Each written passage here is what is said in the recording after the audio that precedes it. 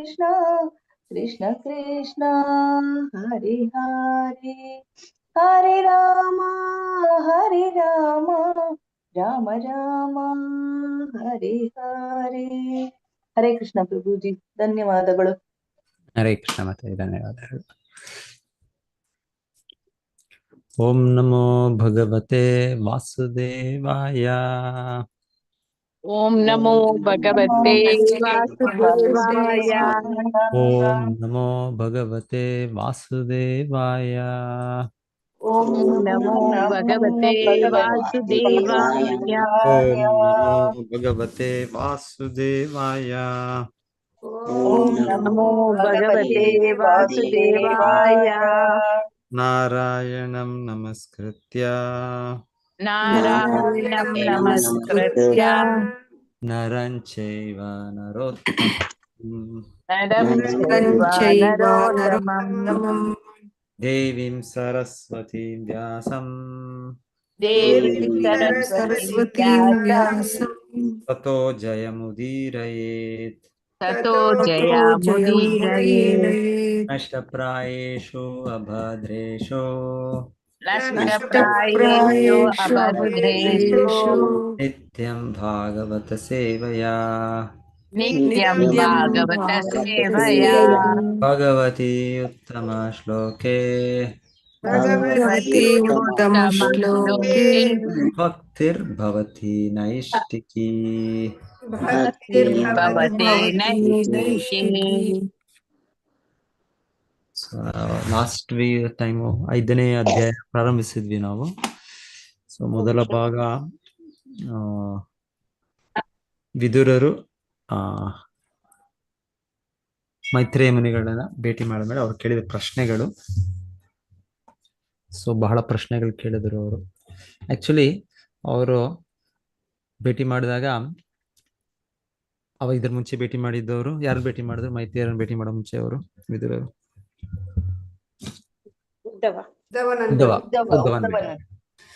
ಉದ್ಧವನ್ ಭೇಟಿ ಮಾಡಿದಾಗ ಅವರು ಹೆಚ್ಚಾಗಿ ನೇರವಾಗಿ ಕೃಷ್ಣನ ಬಗ್ಗೆನೇ ಕೇಳಿದ್ದು. ಅವರು ಕೃಷ್ಣ ಕಥಾ, ಕೃಷ್ಣ ತತ್ವ, ಕೃಷ್ಣ ಲೀಲೆಗಳು ಅದನ್ನ ಕೇಳಿದ್ದು. ಆದರೆ ನಂತರ ಇಲ್ಲಿ ಉದ್ಧವ ಹೇಳಿದ್ದವ್ರಿಗೆ ಮೈತ್ರೇಯರ ಹತ್ರ ಹೋಗಿ ಕೇಳಿ ನೀವು ಅಂತ. ಸೊ ಮೈತ್ರೇಯರನ್ನ ಇವ್ರಿಗೆ ಕಂಡ ಮೇಲೆ ಇವರು ಪ್ರಶ್ನೆಗಳು ಸ್ಟಾರ್ಟ್ ಮಾಡ್ತಾರೆ. ಆದ್ರೆ ಇವರು ಮೊದಲಿಗೆ ಅವರು ಯಾವುದು ಎಲ್ಲ ಜನರಿಗೂ ತುಂಬಾ ಒಳ್ಳೆಯದಾದದ್ದು, ಈ ಭೌತಿಕ ಚಟುವಟಿಕೆಗಳು ಇದೆಲ್ಲ ಎಲ್ಲರೂ ಕೂಡ ಇದು ಸಿಕ್ಕಿ ಬಿದ್ದಿದ್ದೇವೆ, ಇದರಲ್ಲಿ ಕಾಮ್ಯಕರ್ಮ ಚಟುವಟಿಕೆಗಳು. ಸೊ ಇದು ನಮಗೆ ಶಾಶ್ವತವಾಗಿ ಇದು ಒಳ್ಳೇದು ಮಾಡೋದಿಲ್ಲ. ಎಷ್ಟಿದು ತಾತ್ಕಾಲಿಕವಾಗಿ ಅಷ್ಟೇ. ಸೊ ಆದರೆ ನಮಗೆ ಯಾವುದು ಏನ್ ಮಾಡ್ಬೇಕು, ಎಲ್ಲ ಜೀವಿಗಳಿಗೆ ಎಲ್ಲ ಸೊ ತಮಗೆ ಮಾತ್ರ ಅಲ್ಲ, ಅವರು ನಮ್ಮನ್ನೆಲ್ಲ ಅವರು ಯೋಚಿಸ್ತಾ ಅವರು ಕೇಳೋದು, ಎಲ್ಲರಿಗೂ ಒಳ್ಳೇದಾಗೋ ರೀತಿಯಲ್ಲಿ ಪ್ರಶ್ನೆಗಳು ಅಲ್ಲಿಂದ ಆರಂಭಿಸ್ತಾರೆ.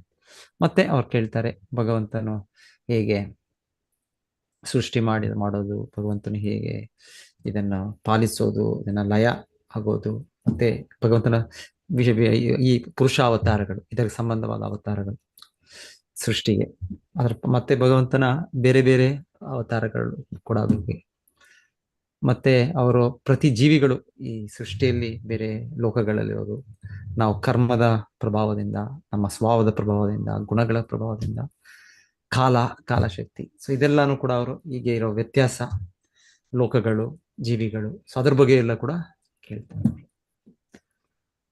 ಸೊ ನಂತರ ಅವರು ಸ್ಪೆಸಿಫಿಕ್ ಆಗಿ ಇದು ಕೃಷ್ಣನ ಸಂಬಂಧದಲ್ಲಿ ಆ ಕೃಷ್ಣ ಕಥೆಯನ್ನು ನಾನು ಕೇಳಬೇಕು ಅಂತ ಇಚ್ಛಿಸ್ತೇನೆ. ನಾನು ಹಿಂದೆ ಕೇಳಿದೆ, ವೇದವ್ಯಾಸರು ಹೇಳಿದ್ದೆಲ್ಲ ಅದೆಲ್ಲ ಕೇಳಿದ್ದೆ, ನಾನು ಮಹಾಭಾರತ ಎಲ್ಲ ಅವೆಲ್ಲ ತಿಳಿಸಿದ್ದಾರೆ ಅವರೆಲ್ಲ.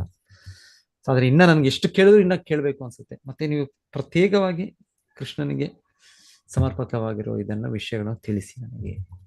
ಮತ್ತೆ ಇನ್ನ ಏನಾದ್ರು ನಾನು ನಿಮ್ಮ ಶಿಷ್ಯನು, ಇನ್ನ ಎಷ್ಟೋ ವಿಷಯಗಳು ನೀವು ಅನ್ಸಿದ್ರೆ ನಾನು ಕೇಳಿಲ್ವೋ ಅಗತ್ಯ ಅದೆಲ್ಲ ನನಗೆ ತಿಳಿಸಿಕೊಡಿ. ಸೊ ಈ ತರ ಅವರ ಪ್ರಶ್ನೆಗಳು. ಸೊ ಇದೆಲ್ಲ ಕೇಳಿದ್ ನಾವು. ಕೃಷ್ಣನ ಕಥೆಯ ಬಗ್ಗೆ ಕೂಡ ಅವರು ತುಂಬಾ ಗುಣಗಾನ ಮಾಡ್ತಾರೆ. ಅದೆಷ್ಟು ಎಲ್ಲ ನಮಗೆ ನಮ್ಮನ್ನು ಇಲ್ಲಿಂದ ಉದ್ಧರಿಸುತ್ತೆ, ಭೌತಿಕ ಬಂಧನದಿಂದ ವಿಮುಕ್ತಿ ಮಾಡುತ್ತೆ, ನಮಗೆ ಭಗವದ್ಧಾಮ ಕರ್ಕೊಂಡು ಹೋಗ್ತದೆ. ಈ ರೀತಿಯೆಲ್ಲ ಅವರು ಗುಣಗಾನ ಮಾಡೋದು. ಆಮೇಲೆ ಯಾರು ಮಾಡೋದಿಲ್ಲ ಅಂದ್ರೆ ಯಾರು ಅದರ ಒಂಥರ ಪಾಪದ ಹೊರೆ ಎಲ್ಲಿ ತುಂಬಿದ್ದಾರೆ ಅವ್ರು ಮಾಡೋದಿಲ್ಲ. ನೆಗೆಟಿವ್ ಇದಾವ ಕೂಡ ಶ್ರವಣ ಕೀರ್ತನ ಬಗ್ಗೆ ಒಂದು ಮಹಿಮೆಯನ್ನು ಅವ್ರು ಹೇಳ್ತಾರೆ. ಸೊ ಅದೆಲ್ಲ ಅವ್ರು ಹೇಳಿದ್ಮೇಲೆ ಈಗ ನೆಕ್ಸ್ಟ್ ಈಗ ಮೈತ್ರೇಯರ ಅವರಿಗೆ ಉತ್ತರ.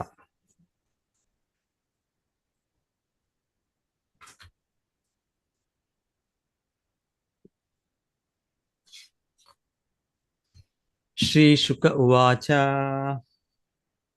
ಶ್ರೀಶುಕ ಉವಾಚ ಸ ಏವಂ ಭಗವಾನ್ ಪೃಷ್ಟಃ ಸ ಏವಂ ಭಗವಾನ್ ಪೃಷ್ಟಃ ಕ್ಷತ್ರಾಪಕೌಶಾರವೋ ಮುನಿಃ ಕ್ಷತ್ರಾಪಕೌಶಾರವೋ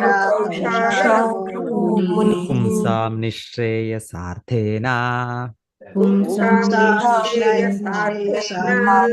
ತಂ ಆಹಾ ಬಹುಮಾನಯನ್. ಶುಕಮುನಿಗಳು ಹೇಳಿದರು, ಮಹರ್ಷಿ ಮೈತ್ರೇಯರು ವಿದುರನನ್ನು ಬಹಳವಾಗಿ ಗೌರವಿಸಿದರು.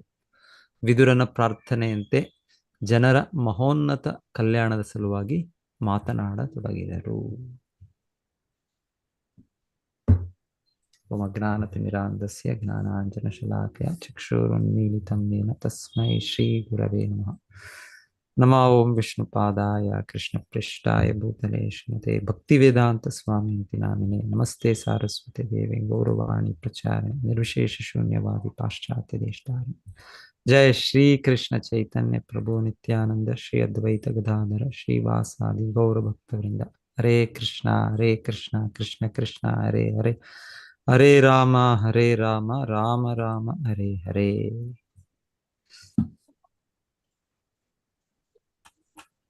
ಮೈತ್ರೇಯ ಉವಾಚ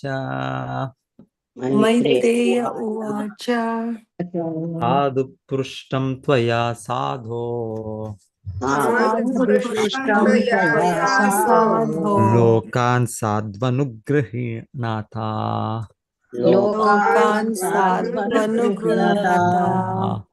ಕೀರ್ತಿಂ ವಿತನ್ವತಾ ಲೋಕೆ ಆತ್ಮನೋ ದೋಕ್ಷಜಾತ್ಮನಃ.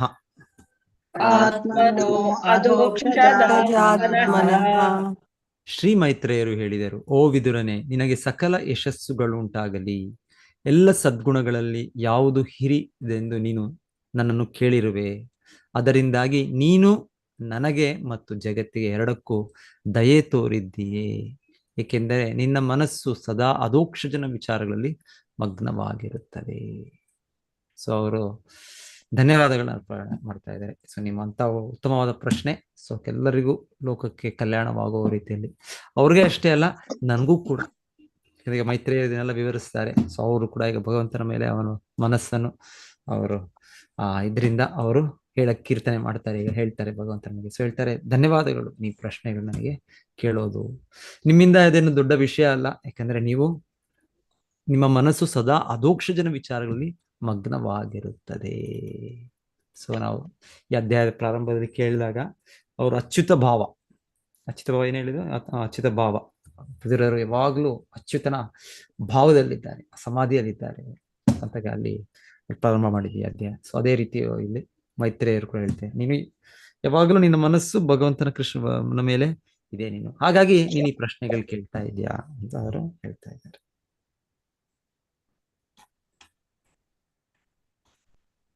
ನೈತಚ್ಚಿತ್ರಂ ತ್ವಯಿ ಕ್ಷತ್ಥರ್ ಆದರಾಯಣ ವೀರ್ಯಜೆ ಗೃಹೀತೋ ಅನನ್ಯ ಭಾವೇನ ಯತ್ವಯಾ ಹರಿರೀಶ್ವರಃ.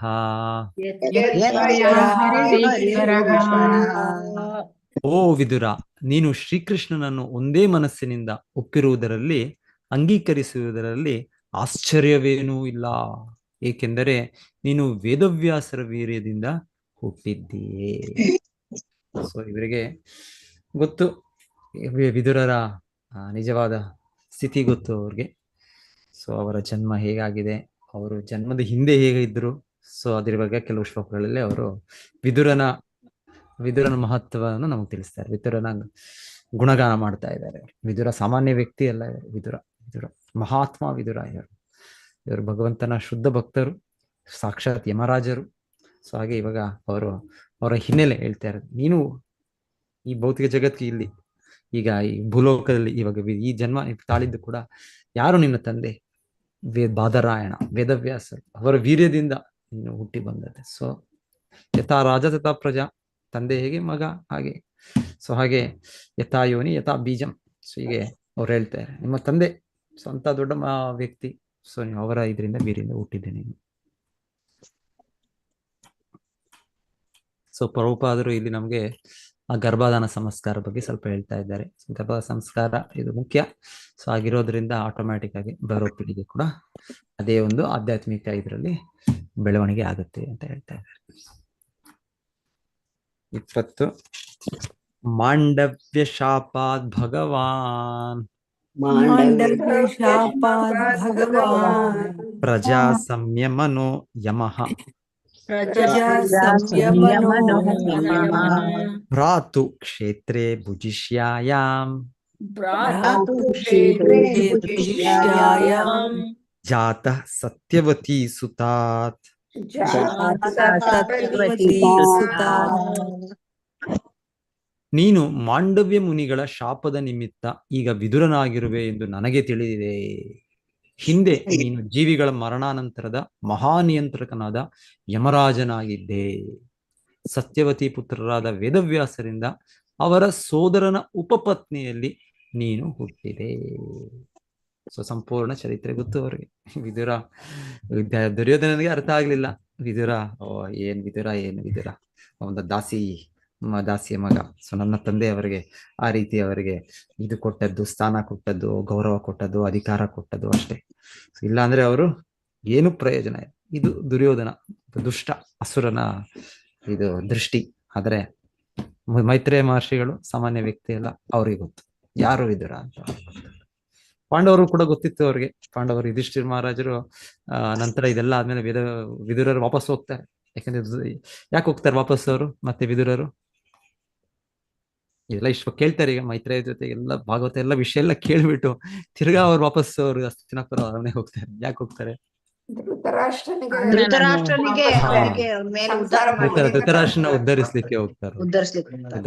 ಸೊ ಆಗ ಇವರು ಯುಧಿಷ್ಠಿರರು ಮತ್ತೆ ಅವರ ತಮ್ಮಂದಿರು ಎಲ್ಲರೂ ಕೂಡ ಅಷ್ಟು ಆನಂದ ಆಗುತ್ತೆ ಅವ್ರಿಗೆ ಆನಂದ ಆಗಿ, ಆಕ್ಚುಲಿ ಆಗ ಎಲ್ಲ ಪ್ರವಚನಗಳು ಕೊಡ್ತಾ ಇರ್ತಾರೆ. ಇವರ ಸಂಘ ಸಿಗ್ತಾ ಇರುತ್ತೆ ಅವ್ರಿಗೆ. ಸೊ ಆಕ್ಚುಲಿ ಅವರು ವಿಶೇಷವಾಗಿ ಧೃತರಾಷ್ಟ್ರಕ್ಕೋಸ್ಕರ ಬಂದಿದ್ದಾರೆ, ಹೇಳ್ತಾ ಇದ್ದಾರೆ. ಆದ್ರೆ ಒಬ್ಬರಿಗೆ ಎಲ್ಲ, ಅದು ಎಲ್ಲರಿಗೂ ಕೂಡ ಲಾಭದಾಯಕ. ಅವ್ರೇನು ಧೃತರಾಷ್ಟ್ರನಿಗೆ ಮಾತ್ರ ಅವ್ರಿಗೆ ಮಾತ್ರ ಆಗತ್ತೆ, ನಮಗೆ ಆಗತ್ತೆ ಇಲ್ಲ. ಕೃಷ್ಣ ಕಥೆ ಎಲ್ಲರಿಗೂ ಆಗತ್ತೆ. ಸೊ ಹಾಗೆ ಎಲ್ಲರೂ ಕೂಡ ಸೇರ್ತಾರೆ. ಹೇಳ್ತಾರೆ ಆ ಸಮಯದಲ್ಲಿ ವಿದುರರ ಸಂಘವನ್ನು ಮೊದಲಿಂದ ಪಡಿತಾ ಇರೋರು. ವಿದುರನ ದೊಡ್ಡ ಭಕ್ತ ಅಂತ ಗೊತ್ತು ಅವ್ರಿಗೆ. ಆದ್ರೂ ಈಗ ಈ ಸಮಯದಲ್ಲಿ ಇನ್ನ ಅವರು ಹೆಚ್ಚಾಗಿ ವಿದುರರಿಗೆ ಸಂಪೂರ್ಣವಾಗಿ ಇನ್ನೇನು ವಿಷಯ ಇಲ್ಲ. ಯಾವ್ದು ರಾಜಕೀಯದಕ್ಕೆ ಹೋಗಿಲ್ಲ ಅವ್ರು ಮತ್ತೆ ಹೋಗಿ ನನಗೆ ನಾನು ತಿರ್ಗಾ ನಾನು ಮಿನಿಸ್ಟರ್ ಆಗ್ಬೇಕು, ತಿರ್ಗಾ ಇನ್ನೊಂದಾಗಬೇಕು, ಅದಕ್ಕೆ ಹೋಗ್ಲಿಲ್ಲ. ಅವರು ಒಂದೇ ಉದ್ದೇಶ, ಧೃತರಾಷ್ಟ್ರನನ್ನು ಈಗಲಾದರೂ ಅವ್ರನ್ನ ಬಿಡುಗಡೆ ಮಾಡಬೇಕು ಅಂತ. ಸೊ ಅವ್ರು ಹೋಗಿ ಅವ್ರು ಕೃಷ್ಣ ಕಥೆ ಹೇಳುವಾಗ ಅವರೆಲ್ಲರೂ ಸೇರಿ ಎಲ್ಲರೂ ಕೂಡ ಅಷ್ಟು ಇದರಿಂದ ಅವರು ಕೇಳಿದ್ರು, ಆಲಿಸಿದ್ರು ಅವರು. ಸೊ ವಿದುರರ ಬಗ್ಗೆ ಗೊತ್ತು, ಅವ್ರಿಗೆ ಗೊತ್ತು, ಪಾಂಡವರಿಗೆ ಗೊತ್ತು, ಧೃತರಾಷ್ಟ್ರ ಯುಧಿಷ್ಠಿರ ಮಹಾರಾಜರಿಗೆ ಗೊತ್ತು. ಸ್ವಂತ ವ್ಯಕ್ತಿಗಳಿಗೆ ಗೊತ್ತಾಗತ್ತೆ. ಇವರು ಕೂಡ ಇಲ್ಲಿ ಕೇಳಿ ಮೈತ್ರೇಯರಿಗೆ ಗೊತ್ತು ವಿದುರ ಯಾರು ಅಂತ. ಸೊ ಅವ್ರು ಹೇಳ್ತಾ ಇದ್ದಾರೆ, ನೀವು ಸಾಕ್ಷಾತ್ ಯಮರಾಜನೇ.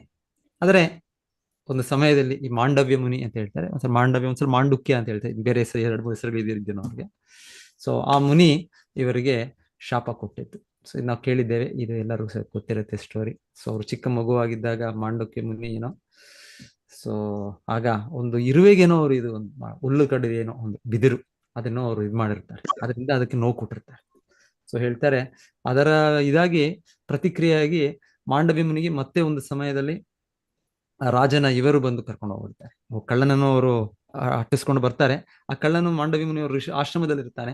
ಸೊ ಅವರು ಆ ಕಳ್ಳನ ಜೊತೆ ಇವರು ಕರ್ಕೊಂಡು ಹೋಗ್ಬಿಡ್ತಾರೆ. ಕರ್ಕೊಂಡು ಹೋಗ್ಬಿಟ್ಟು ಅಲ್ಲಿ ಯಾರೋ ನ್ಯಾಯಾಧೀಶರು ಇವ್ರನ್ನು ಕೂಡ, ಇವರು ಕಳ್ಳರನ್ನ ಆಶ್ರಯ ಕೊಟ್ಟಿದ್ದು ಅಂತ ಹೇಳಿ ಇವರು ಕೂಡ ಶಿಕ್ಷೆ ಆಗ್ಬೇಕು ಯಾವುದೋ ಒಂದು ಇದರಿಂದ, ಚೂಪಾದ ಇದರಿಂದ ಅವ್ರಿಗೆ ಕೆಳಗಿನಿಂದ ಅವ್ರಿಗೆ. ಸೊ ಹಾಗೆ ಅವ್ರ ಅಂತ್ಯ ಆಗೋದು. ಅಷ್ಟೊತ್ತಿಗೆ ಆ ರಾಜನಿಗೆ ವಿಷಯ ಗೊತ್ತಾಗುತ್ತೆ. ಸೊ ರಾಜನ ತಕ್ಷಣ ಬಂದು ನಿಲ್ಲಿಸ್ತಾನೆ, ಓ ಮಾಂಡವ್ಯ ಮುನಿ ಇಂಥ ದೊಡ್ಡ ಮುನಿ, ಅವ್ರಿಗೆ ಈ ಶಿಕ್ಷೆನ ದೊಡ್ಡ ಅಪರಾಧ ಅಂತ.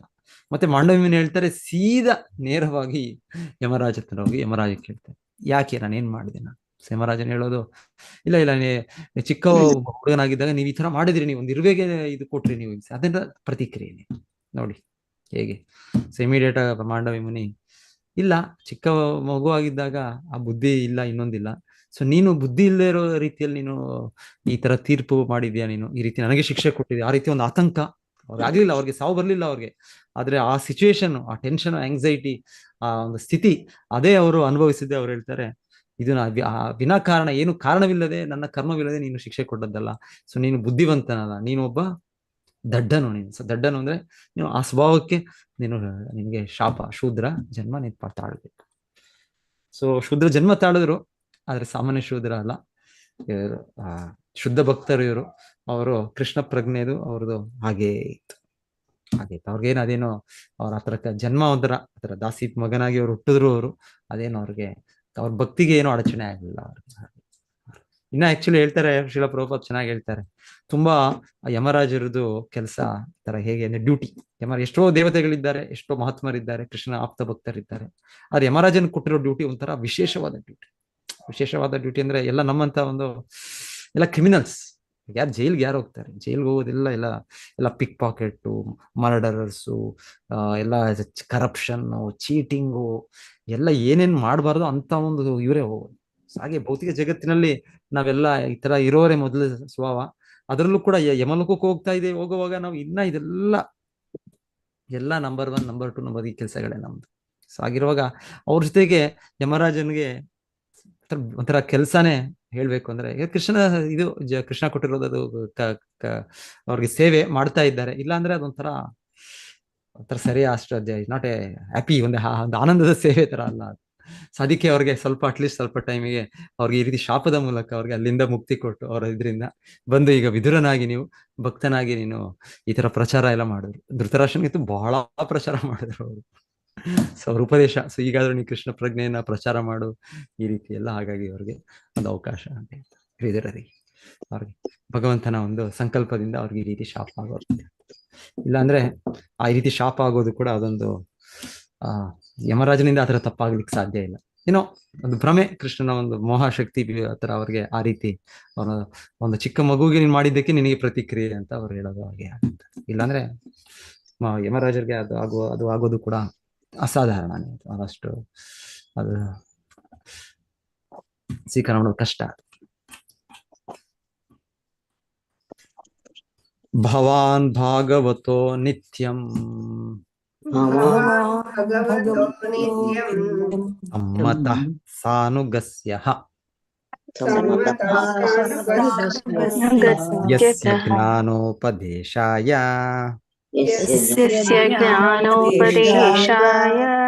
ಮಾದಿಶತ್ ಭಗವಾನ್ ವ್ರಜನ್.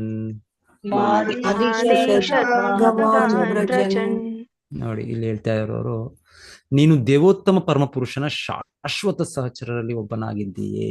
ಭವಾನ್ ಭಗವತೋ ನಿತ್ಯಂ, ನಿತ್ಯಂ ನಿತ್ಯ ನಿತ್ಯ.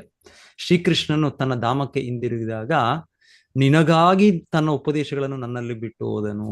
ಯಸ್ಯ ಜ್ಞಾನೋಪದೇಶಾಯ ಮಾದಿಶತ್ ಭಗವಾನ್ ವ್ರಜನ್. ಎಷ್ಟು ಇದು ಅಂದ್ರೆ, ಹಿಂದೆ ಅಧ್ಯಾಯ ನಾವು ಕೇಳಿದ್ದು, ವಿದುರರಿಗೆ ಉದ್ಧವ ಹೇಳಿದ್ಮೇಲೆ ನಿನ್ನನ್ನು ಕೂಡ ಭಗವಂತನು, ನಿನ್ನ ಬಗ್ಗೆ ಕೊನೆ ಕ್ಷಣದಲ್ಲಿ ಭಗವಂತನು ನಿನ್ನನ್ನು ಸ್ಮರಿಸಿದ್ರು ಅಂತ ಹೇಳಿದ್ರೆ ವಿದುರನಿಗೆ ತುಂಬಾ ಆನಂದ ಆಗತ್ತೆ. ನಾನು ಎಲ್ಲಿ, ಕೃಷ್ಣನು ಎಲ್ಲಿ. ಸೊ ನನ್ನ ಬಗ್ಗೆ ಭಗವಂತನು ಒಂದು ಈ ತರ ಸ್ಮರಿಸಿದ್ದು, ಅವ್ರ ಈ ತರ ಉಪದೇಶಗಳನ್ನು ಇಟ್ಟು ಹೋಗಿದ್ದು ನನ್ನ ಒಂದು ಅಭಿವೃದ್ಧಿಗೆ, ನನ್ನ ಒಂದು ಒಳ್ಳೆತಕ್ಕೆ ಅಂತ ತುಂಬಾ ಅವ್ರಿಗೆ ಆನಂದ ಆಗುತ್ತೆ. ಸೊ ಹೇಳ್ತಾ ಇದ್ದಾರೆ, ಇವ್ರು ಕೂಡ ಅದೇ ಹೇಳ್ತಾ ಇದ್ದಾರೆ ಆ ಮೈತ್ರೇಯರು ಮೊದಲಿಗೆ. ಸೊ ಭಗವಂತನು ನಿನಗೋಸ್ಕರ ಕೆಲವು ನಿರ್ದೇಶನಗಳನ್ನು ನಮಗೆ ಹೇಳಿದ್ದಾನೆ. ಉದ್ದವಾಗೆ ಇವ್ರಿಗೆ ಮತ್ತೆ ಅವರಿಬ್ಬರಿಗೆ ಹೇಳಿದ್ದು. ಸೊ ಉದ್ದವ ಹೋಗ್ಬಿಟ್ರು ಅವರು. ಸೊ ಅವರು ಮೈತ್ರೇಯ ಹೇಳಿ ಅಂತ ಅವ್ರು ಹೋಗ್ಬಿಟ್ರು. ಸೊ ಭಗವಂತನು ಸ್ಪೆಸಿಫಿಕ್ ಇನ್ಸ್ಟ್ರಕ್ಷನ್ಸ್, ಸೊ ಒಂದು ಸ್ಪೆಷಲ್ ಇದು ಉಪದೇಶಗಳು, ಸ್ಪೆಷಲ್ ಅವ್ರಿಗೆ ಮಾಹಿತಿಗಳು, ಸ್ಪೆಷಲ್ ಒಂದು ಜ್ಞಾನ ವಿದುರರಿಗೆ ಭಗವಂತನು ಇಟ್ರು. ಸೊ ಹಾಗೆ ವಿದುರ ಸಾಮಾನ್ಯ ವ್ಯಕ್ತಿ ಅಲ್ಲ.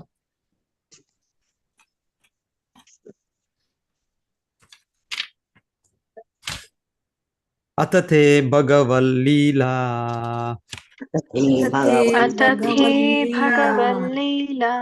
ಓಕೆ, ಲಾಸ್ಟ್ ಶ್ಲೋಕದಲ್ಲಿ ಇನ್ನೊಂದು ಇಂಪಾರ್ಟೆಂಟ್ ಪಾಯಿಂಟ್ ಶ್ರೀಲ ಪ್ರಭುಪಾದ ಹೇಳ್ತಾರೆ, ಈ ತರ ಭಕ್ತರು ಶಕ್ತ್ಯಾವೇಶ ಅವತಾರಗಳು ಅಂತಾನೆ ಹೇಳ್ತಾ ಇದ್ದಾರೆ.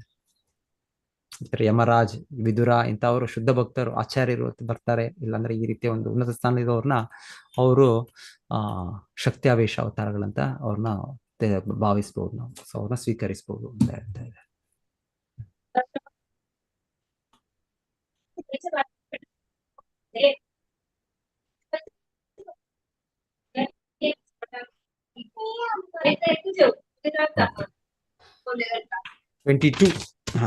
ಅತತೆ ಭಗವಲ್ಲೀಲಾ ಅತತೆ ಭಗವಲ್ಲೀಲಾ ಯೋಗ ಮಾಯೋರು ಬ್ರಹ್ಮಿತಃ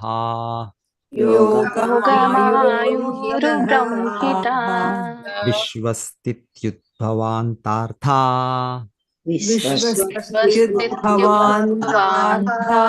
ವರ್ಣಯಾಮಿ ಅನುಪೂರ್ವಶಃ.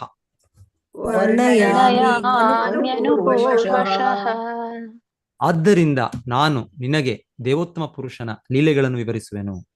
ಅವನು ವಿಶ್ವದ ಸೃಷ್ಟಿ ಸ್ಥಿತಿ ಲಯಗಳಿಗಾಗಿ ಒಂದರ ನಂತರ ಮತ್ತೊಂದರಂತೆ ತನ್ನ ದಿವ್ಯ ಶಕ್ತಿಯನ್ನು ವಿಸ್ತರಿಸುತ್ತಾನೆ. ಸೊ ಯಾಕಂದ್ರೆ ನಾವು ಕೇಳಿದ್ವಿ, ಅವರೆಲ್ಲ ಪ್ರಶ್ನೆಗಳು ಕೇಳಿದ್ಮೇಲೆ ವಿದುರರು ಮೈತ್ರೇಯರಿಗೆ ಒಂದು ಕ್ಷಣ ಎಲ್ಲಿಂದ ಸ್ಟಾರ್ಟ್ ಮಾಡೋದು, ಏನ್ ಹೇಳೋದು. ಸೊ ಅವ್ರಿಗೆ ಆತರ ಒಂಥರ ಅವರ ಇದರಲ್ಲಿ ಸ್ವಲ್ಪ ಒಂದು ಕನ್ಫ್ಯೂಷನ್ ತರ ಇತ್ತು ಅಂತ ಹೇಳ್ತಾರೆ. ಆಗ ವಿದುರರೇ ಕೊನೆಗೆ ಹೇಳಿದ್ದು, ಸೃಷ್ಟಿಯಿಂದ ಸ್ಟಾರ್ಟ್ ಮಾಡಿ, ನೀವು ಪ್ರಾರಂಭದಿಂದ ಸ್ಟಾರ್ಟ್ ಮಾಡಿ. ಸೊ ಹಾಗೆ ಇವಾಗ ಇವರು ಅಲ್ಲಿಂದನೇ ಸ್ಟಾರ್ಟ್ ಮಾಡ್ತಾ ಇದ್ದಾರೆ. ಸೊ ಈಗ ನಮ್ಗೆ ಅಧ್ಯಾಯದಲ್ಲಿ ಈಗ ವಿದುರರ ಪ್ರಶ್ನೆಗೆ ಮೈತ್ರೇಯರದು ಸೃಷ್ಟಿಯ ಬಗ್ಗೆ.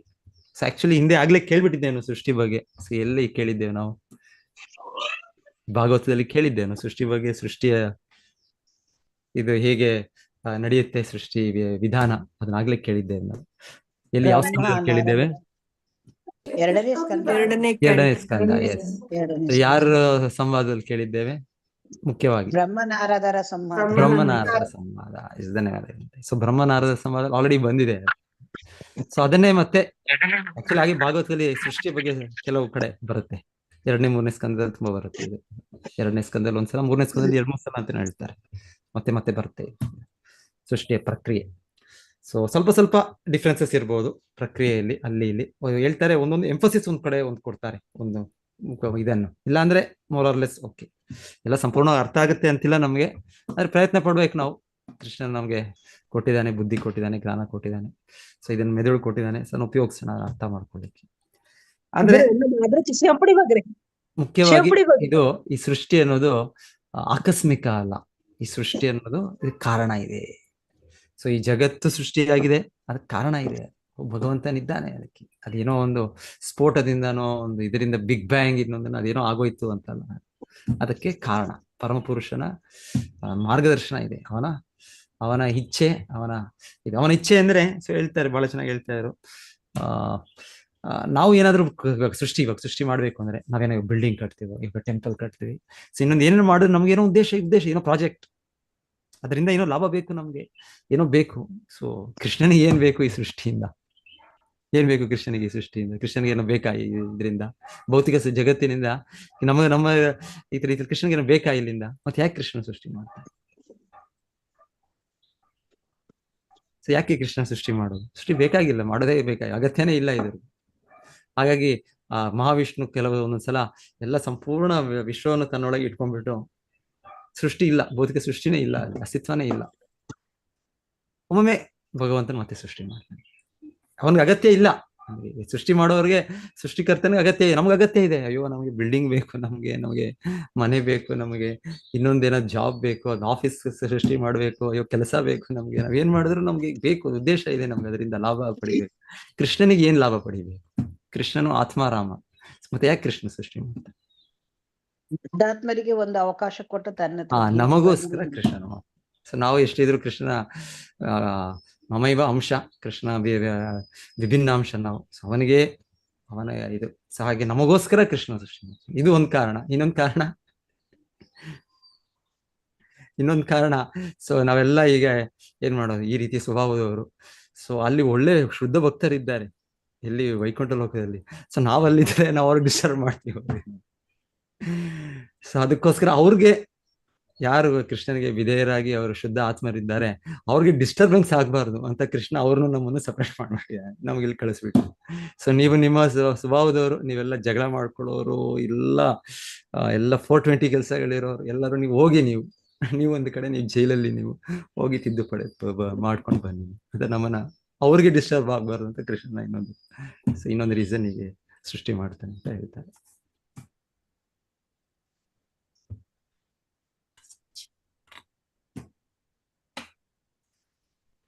ಸೊ ಸರ್ವಶಕ್ತನಾದ ಭಗವಂತನು ತನ್ನ ವಿವಿಧ ಶಕ್ತಿಗಳಿಂದ ಅವನ ಇಷ್ಟದಂತೆ ಏನನ್ನೂ ಎಲ್ಲವನ್ನೂ ಮಾಡಬಲ್ಲ. ಅವನ ಯೋಗಮಾಯ ಶಕ್ತಿಯಿಂದ ವಿಶ್ವದ ಸೃಷ್ಟಿಯು ನಡೆಯುತ್ತದೆ. ಅವನ ಯೋಗಮಾಯ ಶಕ್ತಿಯಿಂದ. ಆಕ್ಚುಲಿ ಕೃಷ್ಣನ ಬಹಿರಂಗ ಶಕ್ತಿ ಇದೆ, ಆದರೆ ಅವನಿಗೆ ಅದರ ಪ್ರಭಾವ ಇಲ್ಲ. ಅವನಿಗೆ ಎಲ್ಲವೂ ಕೂಡ ಅಂತರಂಗ ಶಕ್ತಿ, ಅವನಿಗೆಲ್ಲವೂ ಕೂಡ ಸ್ಪಿರಿಚುವಲ್, ಆಧ್ಯಾತ್ಮಿಕ. ಅವನಿಗೆ ಯಾವ ಸೋಂಕು ಬರೋದಿಲ್ಲ ಅವನಿಗೆ. ಹಾಗೆ ಅವನ ಕಡೆಯಿಂದ ಅದು ಸ್ಪಿರಿಚುವಲ್, ನಮ್ಮ ಕಡೆಯಿಂದ ಅದು ಮೆಟೀರಿಯಲ್, ಭೌತಿಕವಾಗಿ. ಭಗವಾನೇಕ ಆಸೇದಂ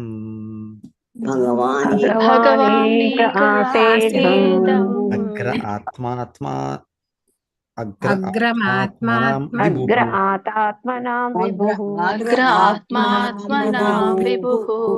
ಆತ್ಮೇಚಾನುಗತ ಆತ್ಮಾ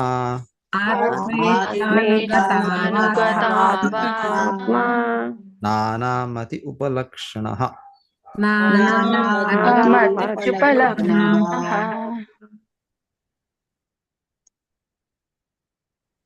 ಸಮಸ್ತ ಜೀವಿಗಳ ಪ್ರಭುವಾದ ದೇವೋತ್ತಮ ಪುರುಷನು ಸೃಷ್ಟಿಗೆ ಪೂರ್ವದಲ್ಲಿಯೂ ಏಕೈಕನಾಗಿದ್ದನು.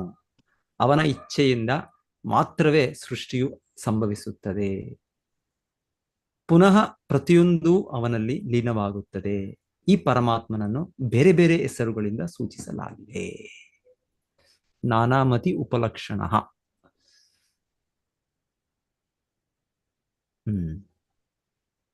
ಸೊ ಆತ್ಮ, ಇಷ್ಟು ಕಡೆ ಆತ್ಮ ಆತ್ಮ ಆತ್ಮ ಅಂತಾನೆ ಇದೆ, ಆದ್ರೆ ಒಂದೊಂದು ಆತ್ಮಗೆ ಒಂದೊಂದು ಅರ್ಥ ಇದೆ. ಒಂದು ಆತ್ಮ ತನ್ನ ಸ್ವರೂಪದಲ್ಲಿ, ಇನ್ನೊಂದು ಆತ್ಮ ನಮ್ಮ ಜೀವಿಗಳ, ಇನ್ನೊಂದು ಆತ್ಮ ಪರಮಾತ್ಮನ. ಸೊ ಎಷ್ಟು ಅರ್ಥಗಳಿದೆ. ಮತ್ತೆ ಆ ಪರಮಾತ್ಮನಿಗೆ ಬಹಳ ಹೆಸರುಗಳಿವೆ ಅಂತ ಕೊನೆಗೆ ಹೇಳ್ತಾರೆ. ಸೊ ಆಕ್ಚುಲಿ ಶ್ರೀ ಶ್ಲೋಕ ಆಲ್ಮೋಸ್ಟ್ ನಮಗೆ ಇದ್ರ ತರನೇ ಅನ್ಸುತ್ತೆ. ಚತುಶ್ಲೋಕಿ ಭಾಗವತ, ಬ್ರಹ್ಮದೇವರು ಹೇಳೋದು ಮೊದಲನೇ ಶ್ಲೋಕ. ಏನು ಮೊದಲನೇ ಶ್ಲೋಕ? ಚತುಶ್ಲೋಕಿ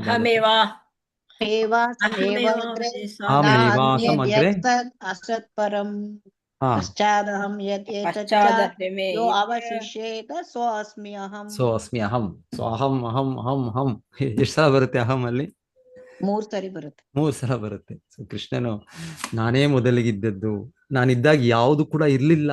ಅಂದ್ರೆ ಈ ಭೌತಿಕ ಜಗತ್ತು, ಆಧ್ಯಾತ್ಮಿಕ ಜಗತ್ತಿದೆ ಯಾವಾಗ್ಲೂ, ಅದು ಭೌತಿಕ ಜಗತ್ತು ಇಲ್ಲ. ನಾವ್ ಏನ್ ನೋಡ್ತಾ ಇದ್ದೇವೆ ಎಲ್ಲ ಸೃಷ್ಟಿಯಾಗಿರೋದು, ಇದರ ಚಟುವಟಿಕೆ ನಡೀತಾ ಇರೋದು ಎಲ್ಲ ಲೋಕಗಳು, ಜಗತ್ತು, ಜೀವಿಗಳು ಎಲ್ಲ ಕೃಷ್ಣ ಹೇಳ್ತಾರೆ ಯಾವುದೂ ಇರಲಿಲ್ಲ. ಇದು ಅಹಂ ಏವಾಸಂ ಏವಾ ಅಗ್ರೆ. ಸೊ ಇಲ್ಲೂ ಕೂಡ ಅದೇ ರೀತಿಯಲ್ಲಿ ಭಗವಾನ್ ಏಕ ಅಸೇದ್ ಅಹಂ ಅಗ್ರ. ಭಗವಾನ್ ಏಕ ಆಸೇದ್ ಅಗ್ರ. ಸೊ ಅದೇ ತರ ಅಗ್ರ ಮೊದಲಿಗೆ ಭಗವಾನೇಕ. ಅಲ್ಲೂ ಕೂಡ ಕೃಷ್ಣ ಹೇಳೋದು ತಾನೇ ಹೇಳ್ತಾ ಇರೋದು ಬ್ರಹ್ಮನಿಗೆ, ಅದೇ ಅಹಂ ಏವ ಆಸಂ ಅಗ್ರೆ, ನಾನೊಬ್ಬನೇ ಇದ್ದದ್ದು. ಮೊದಲಿಗೆ ಸೃಷ್ಟಿಯ ಮೊದಲಿಗೆ ಯಾರು ಏನೂ ಇರ್ಲಿಲ್ಲ ಅಲ್ಲಿ. ಸೊ ಹೀಗೆ ಇದು ಆಲ್ಮೋಸ್ಟ್ ಸಿಮಿಲರ್ ಹೇಳ್ತಾರೆ. ಸೃಷ್ಟಿ ಪ್ರಾರಂಭದಲ್ಲಿ ಯಾವುದೂ ಇಲ್ಲ, ಯಾರೂ ಇಲ್ಲ, ಕೃಷ್ಣನೊಬ್ಬನೇ ಇರೋದು. ಸೊ ಅವನಿಗೆ ಬೇರೆ ಬೇರೆ ಹೆಸರುಗಳಿದೆ ಅಂತ ಕೂಡ ಈ ಪರಮಾತ್ಮನನ್ನು ಬೇರೆ ಬೇರೆ ಹೆಸರುಗಳಿಂದ ಸೂಚಿಸಲಾಗಿದೆ. ಪರಮಾತ್ಮ, ಭಗವಾನ್, ವಾಸುದೇವ, ನಾರಾಯಣ, ಮಹಾವಿಷ್ಣು, ಕಾರಣೋದಕಶಾಹಿ ವಿಷ್ಣು. ಸೊ ಈ ಭಗವಂತನ ಎಷ್ಟು ನಾನಾ ಅಪರಿಮಿತ ಹೆಸರುಗಳಿದೆ ಭಗವಂತ. ಸೊ ಮತ್ತೆ ವೇದಶಾಸ್ತ್ರಗಳಿಂದ ಕೂಡ ಶ್ರೀಲ ಪ್ರಭುಪಾದರು ಇದು ತೋರಿಸ್ತಾ ಇರೋದು ಇಲ್ಲಿ. ವಾಸುದೇವೋ ವಾ ಇದಮಗ್ರ ಆಸೀತ್ ನ ಬ್ರಹ್ಮ ನ ಚ ಶಂಕರ ಏಕೋ ವೈ ನಾರಾಯಣ ಆಸೀತ್ ನ ಬ್ರಹ್ಮ ನ ಈಶಾನ. ಸೊ ಮೊದಲಿಗೆ ವಾಸುದೇವ ಒಬ್ಬನೇ ಇದ್ದಿದ್ದು, ಬ್ರಹ್ಮನೂ ಇರ್ಲಿಲ್ಲ, ಶಿವನೂ ಇರ್ಲಿಲ್ಲ. ಸೊ ನಾರಾಯಣ ಒಬ್ಬನೇ ಇದ್ದದ್ದು, ಬ್ರಹ್ಮನೂ ಇರ್ಲಿಲ್ಲ, ಶಿವನೂ ಇರ್ಲಿಲ್ಲ. ಯಾಕಂದ್ರೆ ಸಾಮಾನ್ಯವಾಗಿ ನಾವು ತ್ರಿಮೂರ್ತಿ ಅಂತ ಇದೊಂದು ಒಳಗೆ ತುಂಬ್ಕೊಂಡ್ಬಿಡಿ ನಮ್ಮಲ್ಲಿ. ಹೌದು, ಎಲ್ಲರಿಗೂ ಮೂಲ ವಿಷ್ಣುವನೇ, ನಾರಾಯಣನೇ, ವಾಸುದೇವನೇ, ಕೃಷ್ಣನೇ ಅಂತ ಇಲ್ಲಿ ಹೇಳ್ತಾರೆ. ಆಮೇಲೆ ಅವನೊಬ್ಬ ಈ ವ್ಯಕ್ತಿ, ಭಗವಾನ್ ಅಂದ್ರೆ ಅದು ವ್ಯಕ್ತಿ. ಭಗವಾನ್ ಏಕ ನ ತತ್ ಸಮ ನ ವ್ಯಧಿಕರ್ಷ ದೃಶ್ಯತೆ. ಅವನಿಗೆ ಯಾರು ಸಮವಿಲ್ಲ, ಅವನಿಗೆ ಯಾರು ಮೇಲೂ ಇಲ್ಲ. ಸೊ ಅವನು ವ್ಯಕ್ತಿ. ಸೊ ನೇರವಾಗಿ ಬಾಬಾ ಅದರಲ್ಲಂತೂ ಭಗವಂತನೇ ಹೇಳೋದು, ನಾನು ನಾನು ನಾನು ನಾನು ಹಿಂದೆ ಇದ್ದದ್ದು, ಮತ್ತೆ ಎಲ್ಲವೂ ನಾನು ಇದರಲ್ಲಿದ್ದೇನೆ, ಮತ್ತೆ ಕೂಡ ಎಲ್ಲ ಆದ್ಮೇಲೂ ಕೂಡ ನಾನು ಒಬ್ಬನೇ ಉಳಿತೇನೆ ಅಂತ ಭಗವಂತನೇ ಹೇಳೋದು. ಸೊ ಹಾಗೆ ಭಗವಂತನು ನಾನು ನಾನು ನಾನು ಇವಾಗ ನಾನು ಅಂತ ಹೇಳಿದ್ರೆ ನಾನು ನನಗೆ ಇವತ್ತು ಏನೋ ದುಃಖ, ಇವತ್ತು ಮನಸ್ಸು ಸರಿ ಇಲ್ಲ ನನಗೆ, ಅದು ನನಗದು, ಅದು ನಿಮಗಾಗುತ್ತಾ?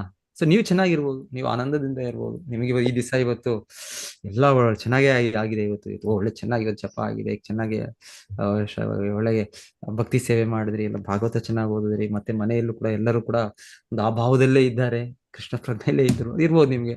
ಇವಾಗ ನನಗೆ ಆ ತರ ಇದೆ, ನಿಮ್ಗೂ ಹಾಗೆ ಇದೆ. ಸೊ ನಮ್ಗೆ ವ್ಯತ್ಯಾಸ ಇದೆ, ನಾನು ಬೇರೆ ನೀವು ಬೇರೆ. ಸೊ ಕೃಷ್ಣ ಅಷ್ಟು ಸ್ಪಷ್ಟವಾಗಿ ಇದು ಅಹಂ, ನಾನು ನಾನು ನಾನು ಅಂತ ಹೇಳುವಾಗ ಅದು ಕೃಷ್ಣನು ಪರಮ ಪುರುಷ. ಪ್ರತಿಯೊಬ್ಬರು ನಾವು ನಮ್ಮ ಒಂದು ವ್ಯಕ್ತಿತ್ವ ಇದೆ, ನಮ್ದು ಇಂಡಿವಿಜುವಾಲಿಟಿ ಇದೆ, ಪ್ರತ್ಯೇಕ ವ್ಯಕ್ತಿಗಳು ನಾವೆಲ್ಲರೂ ಒಂದೇ ಅಲ್ಲ ನಾವು. ಸೊ ಸ್ಪಷ್ಟವಾಗಿ ಸೃಷ್ಟಿ ಅಂದ್ರೆ ಇಲ್ಲಿ ಭಗವಾನ್. ಸೊ ಭಗವಂತ ಮೊದಲಿಗೆ ಆ ಭಗವಾನ್ ಕೃಷ್ಣನು ನಾರಾಯಣ ಒಬ್ಬನೇ ಇದ್ದದ್ದು ಅಂತ ಅವರು ಮತ್ತೆ ಆ ಪ್ರಕ್ರಿಯೆನ ಅವರು ತಿಳಿಸ್ಕೊಡ್ತಾ ಇದ್ದಾರೆ. ಸವಾ ಏಷ ತದಾ ದ್ರಷ್ಟ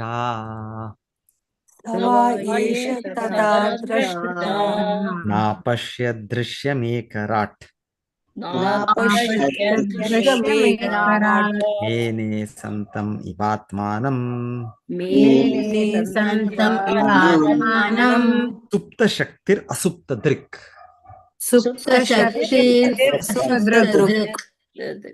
ನಿಸ್ಸಂಶಯವಾಗಿ ಪ್ರತಿಯೊಂದರ ಯಜಮಾನನಾದ ಭಗವಂತನು ಏಕೈಕ ದ್ರಷ್ಟಾರನಾಗಿದ್ದನು. ಆಗ ವಿಶ್ವದ ಅಭಿವ್ಯಕ್ತಿಯಾಗಿರಲಿಲ್ಲ. ಆದುದರಿಂದ ತನ್ನ ಸಮಗ್ರ ಮತ್ತು ಪ್ರತ್ಯೇಕಗೊಂಡ ಅವಿಭಾಜ್ಯ ಅಂಗಗಳಿಲ್ಲದೆ ತಾನು ಅಪರಿಪೂರ್ಣನೆಂದು ಭಾವಿಸಿದನು.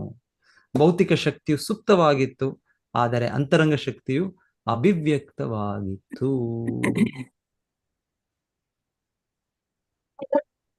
ಬಹಳ ಇಂಪಾರ್ಟೆಂಟ್ ಇದು.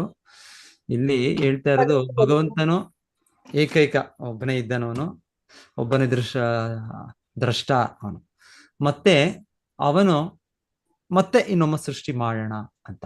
ಸುಪ್ತ ಶಕ್ತಿ ಅವನ ಮಲಗಿರುವ ಶಕ್ತಿ ಯಾವುದು? ಈ ಬಹಿರಂಗ ಶಕ್ತಿ. ಯಾಕಂದ್ರೆ ಬಹಿರಂಗ ಶಕ್ತಿ ಕೆಲವು ಸಮಯ ವ್ಯಕ್ತ, ಕೆಲವು ಸಮಯ ಅವ್ಯಕ್ತ.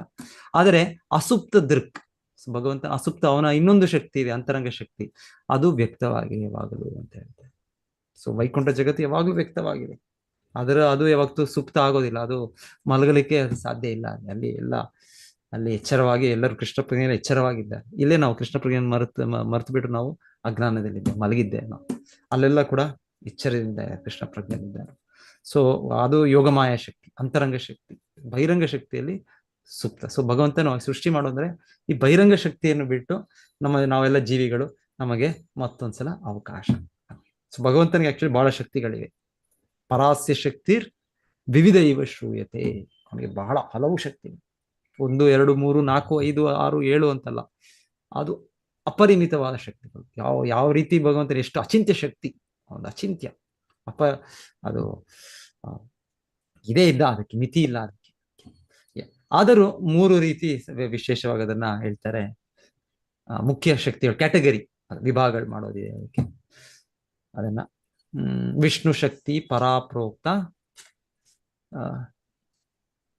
ತ್ರೀಣಿ ರೂಪಾಣಿ, ಇನ್ನೊಂದ್ ಕಡೆ ತ್ರೀಣಿ. ವಿಷ್ಣು ಶಕ್ತಿ ಪರಾಪ್ರೋಕ್ತ, ವಿಷ್ಣು ಶಕ್ತಿ ಪರವಾದದ್ದು, ಪರ ಅಂದ್ರೆ ಆಧ್ಯಾತ್ಮಿಕವಾದ, ಪರಾಪ್ರೋಕ್ತ. ಕ್ಷೇತ್ರಜ್ಞ ಅದೇನೋ ಬರುತ್ತೆ, ಒಂದು ಮಾತು ಬರುತ್ತೆ. ಇನ್ನು ಒಂದು ಅವನ ಪರಾಶಕ್ತಿ, ಅವನ ಅಂತರಂಗ ಶಕ್ತಿ. ಇನ್ನೊಂದು ಈ ಕ್ಷೇತ್ರಜ್ಞ ಶಕ್ತಿ ಅಂದ್ರೆ ನಾವು. ಸೊ ನಾವೆಲ್ಲರೂ ಕೂಡ ಕ್ಷೇತ್ರಜ್ಞ, ಭಗವಂತನ ಮಾರ್ಜಿನಲ್ ಎನರ್ಜಿ, ತಟಸ್ಥ ಶಕ್ತಿ ಅಂತ ಹೇಳ್ತೇವೆ. ಕ್ಷೇತ್ರಜ್ಞಾಕ್ಯಂ ತಥಾ ಪರ, ನಾವು ಕೂಡ ಪರವೇ, ನಾವು ಕೂಡ ಅವನ ಉನ್ನತವಾದ ಶಕ್ತಿ, ಮೇಲ್ಮಟ್ಟದ ಶಕ್ತಿ. ಕ್ಷೇತ್ರಜ್ಞಾಕ್ಯಂ ತಥಾ ಪರ. ಅವಿದ್ಯಾ ಕರ್ಮ ಸಂಜ್ಞಾ ಅನ್ಯ ತೃತೀಯ ಶಕ್ತಿ ರಿಷ್ಯತೆ. 3ನೇ ಶಕ್ತಿಯ ಒಂದು ಅವಿದ್ಯಾ ಶಕ್ತಿ. ಈ ಅವಿದ್ಯಾ ಶಕ್ತಿ ಅಂದ್ರೆ ಇದು ಬಹಿರಂಗ ಶಕ್ತಿ, ಇದು ಭ್ರಮಾತ್ಮಕ ಶಕ್ತಿ. ಇದು ನಮಗೆ ಸುಪ್ತವಾದ ಶಕ್ತಿಯು ಕೆಲವೊಮ್ಮೆ ಅದು ಜಾಗೃತವಾಗುತ್ತೆ. ಸೊ ಎನಿವೆ, ಸೊ 3ನೇದು ಅಜ್ಞಾನ, ಅವಿದ್ಯೆ. ಏನ್ ಅವಿದ್ಯೆ ಅಂದ್ರೆ ನನಗೆ ಕೃಷ್ಣನಿಗೆ ಏನ್ ಸಂಬಂಧ ಇಲ್ಲ, ಸೊ ನಾನು ಸ್ವತಂತ್ರನು, ನಾನೇ ಭಗವಂತನು. ಸೊ ಇದು ಮಾಯೆ, ಇದು ಅಜ್ಞಾನ, ಇದು ಅವಿದ್ಯೆ. ಸೊ ಈ ಬಹಿರಂಗ ಶಕ್ತಿ ಪ್ರಭಾವದಲ್ಲಿ ನಮ್ಮ ಮೇಲೆ ಬರೋದು.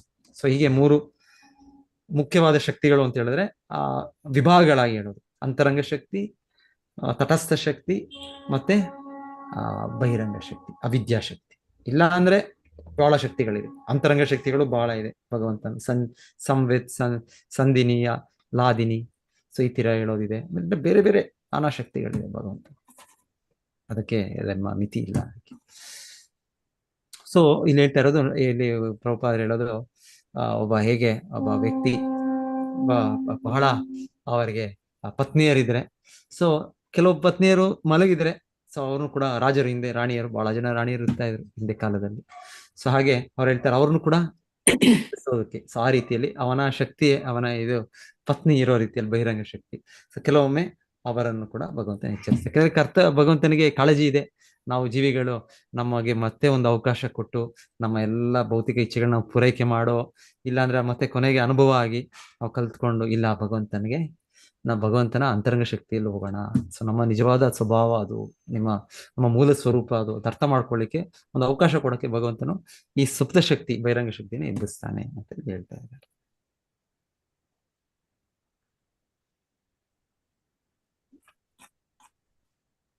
ಭಗವಂತನು ಪರಮದ್ರಷ್ಟಾರನಾಗಿದ್ದಾನೆ, ಏಕೆಂದರೆ ಅವನ ನಸು ನೋಟದಿಂದಲೇ ಭೌತಿಕ ಶಕ್ತಿಯು ವಿಶ್ವದ ಅಭಿವ್ಯಕ್ತಿಗಾಗಿ ಕ್ರಿಯಾಶೀಲವಾಯಿತು. ಆ ಕಾಲದಲ್ಲಿ ದ್ರಷ್ಟಾರನು ಇದ್ದನು, ಆದರೆ ಅವನ ದೃಷ್ಟಿಗೆ ಪಾತ್ರನಾಗಬೇಕಾಗಿದ್ದ ಬಹಿರಂಗ ಶಕ್ತಿಯು ಇರಲಿಲ್ಲ. ಪತ್ನಿ ಇಲ್ಲದಿರುವಾಗ ಪತಿಯು ಏಕಾಂಗಿತನದ ಭಾವನೆಯನ್ನು ಹೊಂದುವಂತೆ ಅವನಿಗೂ ಕೊಂಚ ಕೊರತೆ ಎನಿಸಿತು. ಇದೊಂದು ಕಾವ್ಯೋಪಮೆ, ಇದೊಂದು ಪೊಯೆಟಿಕ್ ಸಿಮಿಲಿ ಅಂತ ಹೇಳ್ತಾರೆ. ವಿಸ್ಮೃತಿಯಲ್ಲಿ ಆವೃತರಾಗಿದ್ದ ಬದ್ಧಾತ್ಮರಿಗೆ ಇನ್ನೊಂದು ಅವಕಾಶ ನೀಡಲು ಭಗವಂತನು ವಿಶ್ವವನ್ನು ಸೃಷ್ಟಿಸಲು ಬಯಸಿದನು. ವಿಶ್ವ ಅಭಿವ್ಯಕ್ತಿಯ ಮುಖ್ಯ ಉದ್ದೇಶವೆಂದರೆ ಬದ್ಧಾತ್ಮರಿಗೆ ಭಗವದ್ಧಾಮಕ್ಕೆ ಹಿಂದಿರುಗಲು ಅವಕಾಶವೀಯುವುದು. ಭಗವಂತನ ಎಷ್ಟು ದಯಾಮಯನೆಂದರೆ ಅಂತಹ ಅಭಿವ್ಯಕ್ತಿ ಇಲ್ಲದಾಗ ಅವನು ಏನೋ ಕೊರತೆಯನ್ನು ಅನುಭವಿಸುತ್ತಾನೆ. ಹಾಗಾಗಿ ಸೃಷ್ಟಿಯು ಮೊದಲಾಗುತ್ತದೆ. ಅಂತರಂಗ ಶಕ್ತಿಯ ಸೃಷ್ಟಿಯು ವ್ಯಕ್ತವಾಗಿದ್ದರೂ ಮತ್ತೊಂದು ಶಕ್ತಿಯು ನಿದ್ರಿಸುವಂತೆ ತೋರುತ್ತಿತ್ತು. ಪತಿಯು ತನ್ನ ಪತ್ನಿಯನ್ನು ನಿದ್ರಾಸ್ಥಿತಿಯಿಂದ ಭೋಗಿಸುವುದಕ್ಕಾಗಿ ಎಚ್ಚರಿಸುವಂತೆ ಭಗವಂತನು ಅವಳನ್ನು ಮತ್ತೊಂದು ಶಕ್ತಿಯನ್ನು ಸಕ್ರಿಯಗೊಳಿಸಲು ಅಪೇಕ್ಷಿಸಿದನು. ಇದು ನಿದ್ರಿಸುತ್ತಿದ್ದ ಶಕ್ತಿಗೆ ಭಗವಂತನ ಸಹಾನುಭೂತಿಯಾಗಿದೆ. ಇತರ ಪತ್ನಿಯರು ಭೋಗಕ್ಕಾಗಿ ಎಚ್ಚೆತ್ತಿರುವಂತೆ ಅವಳೂ ಎಚ್ಚೆತ್ತಿರುವುದನ್ನು ನೋಡಬೇಕೆಂದು ಅವನು ಬಯಸುತ್ತಾನೆ. ನಿದ್ರಿಸುತ್ತಿರುವ ಬದ್ಧಾತ್ಮನ ಎಚ್ಚರಿಸುವುದು ಆಧ್ಯಾತ್ಮ ಪ್ರಜ್ಞೆಯ ನಿಜ ಜೀವನಕ್ಕೆ ಹುರಿದುಂಬಿಸುವುದು ಮತ್ತು ವೈಕುಂಠ ಲೋಕಗಳಲ್ಲಿರುವ ನಿತ್ಯ ಮುಕ್ತಾತ್ಮರಂತೆ ಪರಿಪೂರ್ಣರನ್ನಾಗಿಸುವುದೇ ಈ ಪೂರ್ಣ ಪ್ರಕ್ರಿಯೆಯ ಗುರಿಯಾಗಿದೆ. ಶ್ರೀಕೃಷ್ಣನು ಸಚ್ಚಿದಾನಂದ ವಿಗ್ರಹನಾಗಿದ್ದಾನೆ. ಆದ್ದರಿಂದ ಅವನು ತನ್ನ ವಿಭಿನ್ನ ಶಕ್ತಿಗಳ ಅವಿಭಾಜ್ಯ ಅಂಗಗಳೆಲ್ಲವೂ ಆನಂದ ರಸದಲ್ಲಿ ಪಾಲ್ಗೊಳ್ಳಬೇಕೆಂದು ಬಯಸುತ್ತಾನೆ. ಏಕೆಂದರೆ ಭಗವಂತನೊಂದಿಗೆ ಅವನ ಶಾಶ್ವತ ರಾಸಲೀಲೆಯಲ್ಲಿ ಪಾಲ್ಗೊಳ್ಳುವುದು ಪರಿಪೂರ್ಣ ಆಧ್ಯಾತ್ಮ ಆನಂದ ಮತ್ತು ಶಾಶ್ವತ ಜ್ಞಾನಗಳಿಂದ ಕೂಡಿದ ಅತ್ಯುನ್ನತ ಜೀವನದ ಸ್ಥಿತಿಯಾಗಿದೆ. ಸಾವಾ ಏತಸ್ಯ ಸಂದ್ರಷ್ಟೋ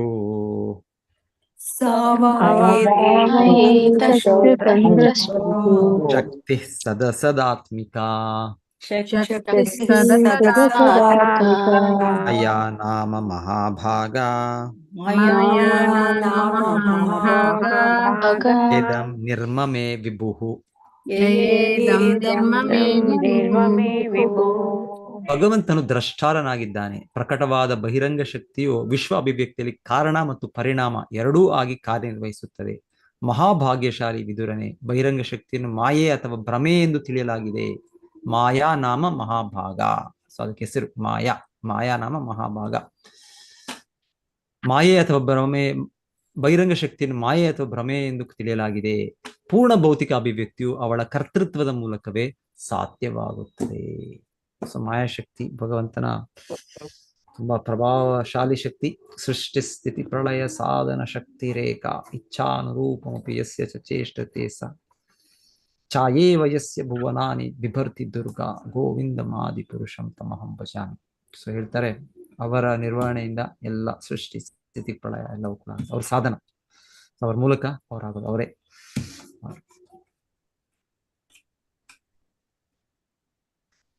ಎಸ್. ಸೊ ಆದರೆ ಅದು ಭಗವಂತನ ನಿರ್ವಹಣೆಯಲ್ಲಿ ಆಗ್ತಾ ಇದೆ. ಭಗವಂತನ ಮಾಯಾಶಕ್ತಿ ಅಂದ್ರೆ ಆ ಶಕ್ತಿ ಕೃಷ್ಣನಿಗೆ ಸೇರೋ ಶಕ್ತಿ, ಅವ್ರು ಸ್ವತಂತ್ರ ಅಲ್ಲ ಆ ಶಕ್ತಿ. ಮಯಾ ಅಧ್ಯಕ್ಷೇಣ ಪ್ರಕೃತಿ ಸೂಯತೆ ಸಚರಾಚರಂ ಹೇತುನಾನೇಮಕು ಅಂತ ಜಗದ್ ವಿಪರಿ ವರ್ತತೆ. ಗೀತೆಯಲ್ಲೂ ಕೂಡ ಇದೆ ಕೃಷ್ಣ ಹೇಳೋದು. ಈ ಶಕ್ತಿ ನನ್ನಿಂದ ಎಲ್ಲ ಚಟುವಟಿಕೆಗಳಾಗ್ತಾ ಇದೆ, ಅದರ ಸೃಷ್ಟಿ ಎಲ್ಲ ಆಗ್ತಾ ಇದೆ, ಆದ್ರೂ ಕೂಡ ಅದನ್ನು ನಾನು ಕಾರಣನು.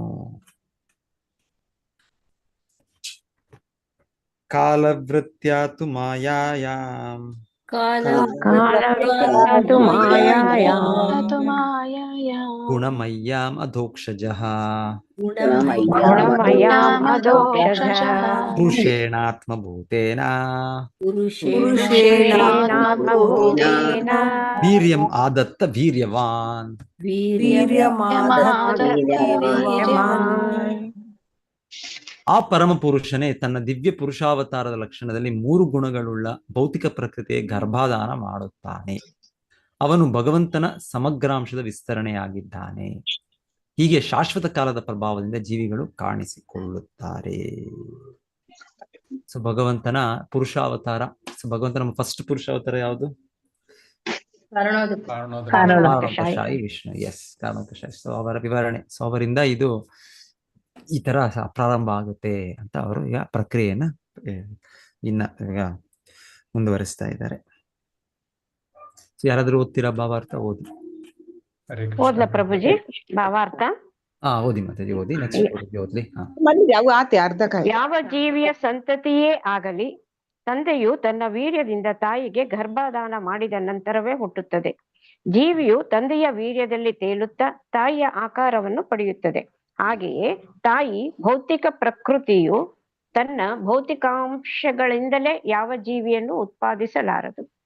ಸ್ವತಃ ಭಗವಂತನ ಮೂಲಕ ಜೀವಿಗಳಿಂದ ಅವಳಿಗೆ ಗರ್ಭದಾನ ಆಗುವವರೆಗೆ ಆ ಕೆಲಸವಾಗದು. ಇದೇ ಜೀವಿಗಳ ಉತ್ಪತ್ತಿಯ ರಹಸ್ಯವಾಗಿದೆ. ಪ್ರಥಮ ಪುರುಷಾವತಾರಿ ಕಾರಣಾನ್ನವಶಾಹಿ ವಿಷ್ಣುವು ಈ ಗರ್ಭದಾನ ಪ್ರಕ್ರಿಯೆಯನ್ನು ಮಾಡುತ್ತಾನೆ. ಭೌತಿಕ ಪ್ರಕೃತಿಯ ಮೇಲೆ ಅವನ ನಸುನೋಟ ಮಾತ್ರದಿಂದಲೇ ಎಲ್ಲವೂ ಸಾಧ್ಯವಾಗುತ್ತದೆ. ಕಂಟಿನ್ಯೂ ಮಾಡ್ಲಾ ಪ್ರಭುಜಿ?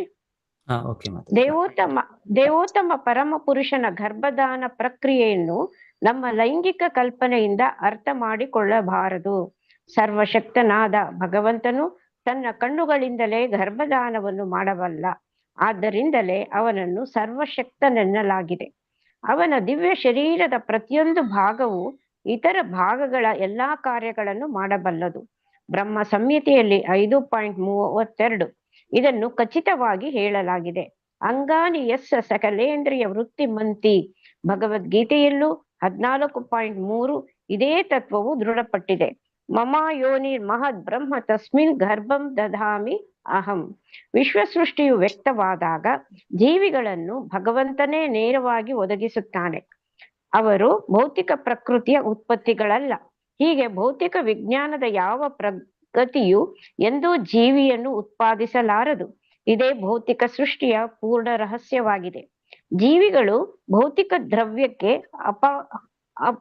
ಅಪ್ರಾಕೃತವಾಗಿವೆ. ಆದ್ದರಿಂದ ಭಗವಂತನಂತೆಯೇ ಆಧ್ಯಾತ್ಮ ಜೀವನದಲ್ಲಿ ಇರುವ ಹೊರತು ಅವು ಸುಖಿಯಾಗಲಾರವು. ಮೂಲ ಬದುಕಿನ ಸ್ಥಿತಿಯನ್ನು ಮರೆತ ಕಾರಣ ತಪ್ಪು ಕಲ್ಪನೆ ಹೊಂದಿರುವ ಜೀವಿಯು ಭೌತಿಕ ಪ್ರಪಂಚದಲ್ಲಿ ಸುಖವಾಗಿರಲು ಪ್ರಯತ್ನಿಸುತ್ತಾ ಅನವಶ್ಯಕ ಕಾಲಹರಣ ಮಾಡುತ್ತಾನೆ. ಜೀವನದ ಅಗತ್ಯ ಲಕ್ಷಣದ ಬಗ್ಗೆ ಎಚ್ಚರಿಸುವುದಕ್ಕಾಗಿ ಸಮಗ್ರ ವೇದ ಪ್ರಕ್ರಿಯೆ ಇದೆ. ಭಗವಂತನು ಈ ಭೌತಿಕ ಶರೀರವನ್ನು ಬದ್ಧಾತ್ಮನಿಗೆ ಭೋಗವೆಂದೆನಿಸಿಕೊಳ್ಳುವ ಸುಖಕ್ಕಾಗಿ ನೀಡುತ್ತಾನೆ. ತನ್ನ ತಪ್ಪನ್ನು ಅರಿತುಕೊಂಡು ದಿವ್ಯ ಪ್ರಜ್ಞೆಯನ್ನು ಹೊಂದದಿದ್ದರೆ ಭಗವಂತನು ಅವನನ್ನು ಸೃಷ್ಟಿಯ ಆರಂಭದಲ್ಲಿದ್ದ ಅವ್ಯಕ್ತ ಸ್ಥಿತಿಯಲ್ಲಿ ಮತ್ತೆ ಇರಿಸುತ್ತಾನೆ. ಭಗವಂತನನ್ನು ಇಲ್ಲಿ ವೀರ್ಯವಾನ್ ಅಥವಾ ಅತ್ಯಂತ ಶಕ್ತ ಪುರುಷ ಎಂದು ವರ್ಣಿಸಲಾಗಿದೆ. ಏಕೆಂದರೆ ಅವನು ಅನಾದಿ ಕಾಲದಿಂದ ಬದ್ಧರಾಗಿದ್ದ ಅಸಂಖ್ಯಾತ ಜೀವಿಗಳಿಂದ ಭೌತಿಕ ಪ್ರಕೃತಿಯು ಗರ್ಭೀಕರಿಸುವಂತೆ ಮಾಡುತ್ತಾನೆ. ಹರೇ ಕೃಷ್ಣ ಪ್ರಭುಜಿ. Thank you Prabhuji. ಭಗವಂತನ ಕಾರಣನು. ಸೊ ಅವನ ವೀರ್ಯ, ಅಂದ್ರೆ ನಮ್ಮ ರೀತಿಯ ವೀರ್ಯ ಅಲ್ಲ ಇದು. ಇದು ಅವನ ದೃಷ್ಟಿಯಿಂದಲೇ ಅವನ ಸ ಐಕ್ಯತಾ ಸ ಅಸೃಜ್ಯತಾ. ಹಾಗೆ ಅವನ ಇಂದ್ರಿಯಗಳು ಲೌಕಿಕ ಇಂದ್ರಿಯ, ಭೌತಿಕ ಇಂದ್ರಿಯಗಳಲ್ಲ, ಆಧ್ಯಾತ್ಮಿಕವಾದದ್ದು. ಅದು ಯಾವುದು ಕೂಡ ಯಾವ ರೀತಿಯಲ್ಲೂ ಕೆಲಸ ಮಾಡಬಹುದು. ಸೊ ಹಾಗೆ ಮಹಾವಿಷ್ಣು, ಸೊ ಅವರ ಒಂದು ದೃಷ್ಟಿಯಿಂದ ಆಕ್ಚುಲಿ ಫಸ್ಟ್ ದೃಷ್ಟಿ ಗ್ಲಾನ್ಸ್. ಆಮೇಲೆ ಹೇಳ್ತಾರೆ ಅದನ್ನು ಸದಾಶಿವ ಇಲ್ಲ ಶಿವ ಅವರು ತಗೊಳ್ತಾರೆ. ಅದು ತಗೊಂಡು ಅವರು ನೇರವಾಗಿ ಬಹಿರಂಗ ಶಕ್ತಿ ಜೊತೆಗೆ ಅವರು ನಮ್ಮ ಸೃಷ್ಟಿ ಎಲ್ಲ ಆಗೋದು ನೇರವಾಗಿ ಅವರು ಫಸ್ಟ್ ಇದೆ ಅದು ಗ್ಲಾನ್ಸ್. ಅದು ಆಮೇಲೆ ಆ ಗ್ಲಾನ್ಸ್ ಮಧ್ಯದಲ್ಲಿ ಅಲ್ಲಿ ಶಿವ ಬಂದು ಅವ್ರಿಗೆ ತಗೊಂಡು ಹೋಗ್ತಾರೆ. ಅಲ್ಲಿಂದ ಮತ್ತೆ ಇದು ಎಲ್ಲ ಇದೆಲ್ಲ, ಯಾಕಂದ್ರೆ ಡೈರೆಕ್ಟ್ ನೇರವಾಗಿ ಅವನ ಬಹಿರಂಗ ಶಕ್ತಿ ಜೊತೆ ಭಗವಂತನ ಆ ವಿಷ್ಣುವಿನ ರೂಪದಲ್ಲಿ ಡೀಲ್ ಮಾಡೋದು, ಶಿವನ ರೂಪದಲ್ಲಿ ಅವ್ರು ಡೀಲ್ ಮಾಡ್ತಾರೆ. ಎನಿವೆ ವಿಚವರ್ವೇ, ಸೊ ಆದ್ರೆ ಅವರ ಕಾರಣ ಇದೆ, ಸ್ಟಾರ್ಟ್ ಇದೆ, ಮಹಾವಿಷ್ಣು ಅವರ ಇದಿದೆ, ಅದರಿಂದಾನೇ ನಂತರ ಎಲ್ಲ ಶುರು ಆಗ್ಬೇಕು. ಆದ್ರೆ ಶುರು ಆಗೋದು ಇಲ್ಲಿ ವೀರ್ಯ, ಈ ರೀತಿ ಇದೆಲ್ಲ ಅವ್ರದ್ದು ಆಧ್ಯಾತ್ಮಿಕವಾದ ಅವರ ಗುಣಗಳು, ಅವರ ಚಟುವಟಿಕೆಗಳು, ಅವರ ಶಕ್ತಿಗಳು. ತಥೋ ಅಭವನ್ ಮಹತ್ತತ್ವಂ ತಥೋ ಭವನ್ ಮಹತ್ತತ್ವಂ ವ್ಯಕ್ತಾತ್ ಕಾಲಚೋದಿತಾತ್ ಅವ್ಯಕ್ತಾತ್ ಕಾಲಚೋದಿತಾತ್ ಜ್ಞಾನಾತ್ಮಾತ್ಮ ದೇಹಸ್ಥಂ ವಿಜ್ಞಾನಾತ್ಮಾತ್ಮದೇಹಸ್ಥಂ ವಿಶ್ವಂ ವ್ಯಂಜಂ ಸ್ತಮೋನುದಃ ವಿಶ್ವಂ ವ್ಯಂಜಸ್ತಮೋನುದಃ. ಅನಂತರ ಶಾಶ್ವತ ಕಾಲದ ಪರಸ್ಪರ ಕ್ರಿಯೆಯ ಪ್ರಭಾವದಿಂದ ಮಹತ್ತತ್ವವೆಂದು ಕರೆಯಲಾಗುವ ಭೌತ ವಸ್ತುವಿನ ಪರಮ ಮೊತ್ತವು ಅಭಿವ್ಯಕ್ತಿಯಾಯಿತು. ಈ ಮಹತ್ತತ್ವದಲ್ಲಿ ಪರಿಶುದ್ಧ ಸತ್ವವೆನಿಸಿದ ಪರಮಪ್ರಭುವು ತನ್ನ ಶರೀರದಿಂದಲೇ ವಿಶ್ವ ಅಭಿವ್ಯಕ್ತಿಯ ಬೀಜಗಳನ್ನು ಬಿತ್ತಿದನು. ಎಸ್, ಇಲ್ಲಿಗೆ ಫಸ್ಟ್ ಪರ್ಟಿಕ್ಯುಲರ್ಲಿ ನಾವು ಎಲ್ಲ ಜೀವಿಗಳು ಭಗವಂತನ ಹಿಂದಿನ ಪ್ರಳಯ ಸಮಯದಲ್ಲೋ ಎಲ್ಲವನ್ನು ಮತ್ತೆ ಅವನೊಳಗೆ ಹೋಗ್ಬಿಟ್ಟಿರ್ತೀವಿ ನಾವು. ಮತ್ತೆ ಅದು ವ್ಯಕ್ತವಾಗ್ಬೇಕಂದ್ರೆ, ಇದರ ಸೃಷ್ಟಿ ಆಗ್ಬೇಕಾದ್ರೆ ಅವನ ಇದರಿಂದ ಭಗವಂತನು ಅವನ ನೋಟದಿಂದ ಮತ್ತೆ ಎಲ್ಲವೂ ಪ್ರತಿಯೊಂದು ಹಂತದಲ್ಲೂ ಅವನ ನೋಟ ಇದೆ, ಅವನ ಒಂದು ಅಲ್ಲಿ ಒಂದು ಅವನ ಟಚ್ ಇದೆ, ಆ ಟಚ್ ಇಲ್ಲದೆ ಅದಾಗೋದಿಲ್ಲ. ಸೊ ನಾವು ಜೀವಿಗಳು ಅಲ್ಲಿ ಮಧ್ಯದಲ್ಲಿ ಶಿವ ಬರ್ತಾರೆ. ಹಾಗೆ ಶಿವ ನಮ್ಮ ತಂದೆ ಅಂತ, ಮೂಲವಾಗಿ ಮಹಾವಿಷ್ಣುನೇ, ಆದ್ರೆ ಮಹಾವಿಷ್ಣು ನೇರವಾಗಿ ಬಹಿರಂಗ ಶಕ್ತಿ ಮಹತ್ತತ್ವ ಜೊತೆಗೆ ಇದು ಮಾಡೋದಿಲ್ಲ. ಆ ಮಧ್ಯದಲ್ಲಿ ಶಿವ ಆ ನಮ್ಮ ಜೀವಿಗಳನ್ನ ತಗೊಂಡು ಅವ್ರ ಮಹತ್ವಗೆ ಅದನ್ನ ಇದು ಮಾಡ್ತಾರೆ. ಸೊ ಅವರು ಆಗ ಅಲ್ಲಿ ಮಹತ್ತತ್ವ, ಬಹಿರಂಗ ಶಕ್ತಿ, ಮಾಯಾದೇವಿ, ದುರ್ಗೆ, ಸೊ ಅವರ ಜೊತೆ ಡೀಲ್ ಮಾಡೋದು ಶಿವ, ಭಗವಂತನ ಪ್ರತ್ಯೇಕ ರೂಪ. ಕಾಲಚೋದಿತಾತ್, ಇದೆಲ್ಲ ಕಾಲ ಪ್ರಭಾವ, ಕಾಲಶಕ್ತಿ, ಸಮಯದಿಂದ ಪ್ರಭಾವಿತವಾಗಿ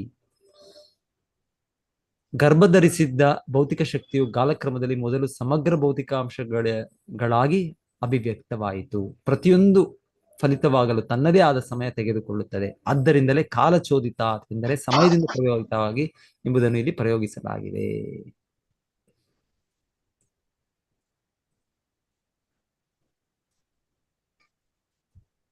ಸೋಪ್ಯಂಶ ಗುಣಕಾಲಾತ್ಮ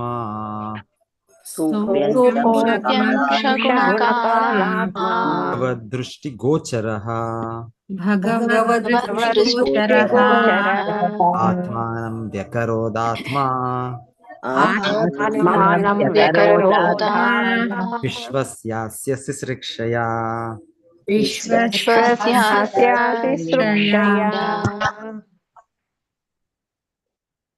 ಅನಂತರ ಮಹತ್ತತ್ವವು ಬರಲಿರುವ ಜೀವಿಗಳ ಸಂಗ್ರಹಾಗಾರವಾಗಿ ಹಲವು ಬಗೆಯ ರೂಪಗಳಲ್ಲಿ ತನ್ನನ್ನು ಬೇರ್ಪಡಿಸಿಕೊಂಡಿತು. ಮಹತ್ತತ್ವವು ಮುಖ್ಯವಾಗಿ ತಮೋಗುಣದಲ್ಲಿರುತ್ತದೆ. ಅದು ಮಿಥ್ಯಾ ಅಹಂಕಾರವನ್ನು ಹುಟ್ಟಿಸುತ್ತದೆ. ಅದು ದೇವೋತ್ತಮ ಪುರುಷನ ಸಮಗ್ರಾಂಶವಾಗಿದೆ. ಅದು ಸೃಷ್ಟಿಯ ತತ್ವಗಳ ಮತ್ತು ಫಲಿತಗೊಳ್ಳುವ ಸಮಯದ ಪೂರ್ಣ ಪ್ರಜ್ಞೆಯನ್ನು ಹೊಂದಿದೆ. ಸೊ ಮಹತ್ತತ್ವದಿಂದಾನೇ ಎಲ್ಲ ಸ್ಟಾರ್ಟ್ ಆಗೋದು. ಸೊ ಎಲ್ಲವೂ ಅದರಲ್ಲಿ ಒಳಗೊಂಡಿದೆ ಅಂತ ಹೇಳ್ತಾರೆ. ಆದ್ರೆ ಎಲ್ಲವೂ ಕೂಡ ಸಪರೇಟ್ ಆಗಿಲ್ಲ. ಫಸ್ಟ್ ಎಲ್ಲ ಒಂದು ಕಲಿಸಿ ಕಲೆಬರಿಕೆ ಆ ಮಿಕ್ಸ್ಚರ್ ಇದೆ, ಅದು ಮತ್ತೆ ಅದರಲ್ಲಿ ವಿಭಾಗಗಳಾಗುತ್ತೆ. ಮತ್ತೆ ವಿಶೇಷವಾಗಿ ಹೇಳ್ತಾರೆ, ಇದು ತಮೋ ಗುಣದಲ್ಲಿ ಒಂದು ರೀತಿಯಲ್ಲಿ ಆಗೋದು ಅಂತ ಕೂಡ ಹೇಳ್ತಾರೆ.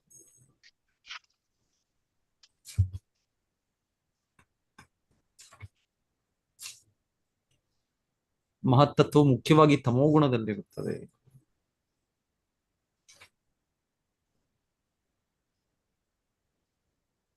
ಓಕೆ, ಸೊ ಓದಿ ಪ್ರಭುಜಿ, ಓದ್ತೀರಾ ನೀವು ಭಾವಾರ್ಥ? ಶಶಿಕುಮಾರ್ ಪ್ರಭು ಅವ್ರು ಓದ್ತೀನಿ ಅಂತ ಹೇಳ್ತಾ ಇದ್ರಿ. ಹರೇ ಕೃಷ್ಣ ಪ್ರಭುಜಿ. ಎಸ್ ಪ್ರಭುಜಿ. ಭಾವಾರ್ಥ. ಶ್ರೀಲ ಪ್ರಭುಪಾದರಿಗೆ ಜಯವಾಗಲಿ. ಮಹತ್ತತ್ವವು ಶುದ್ಧ ಚೇತನ ಮತ್ತು ಭೌತಿಕ ಅಸ್ತಿತ್ವಗಳೆರಡರ ಮಧ್ಯ ಮಾರ್ಗವಾಗಿದೆ.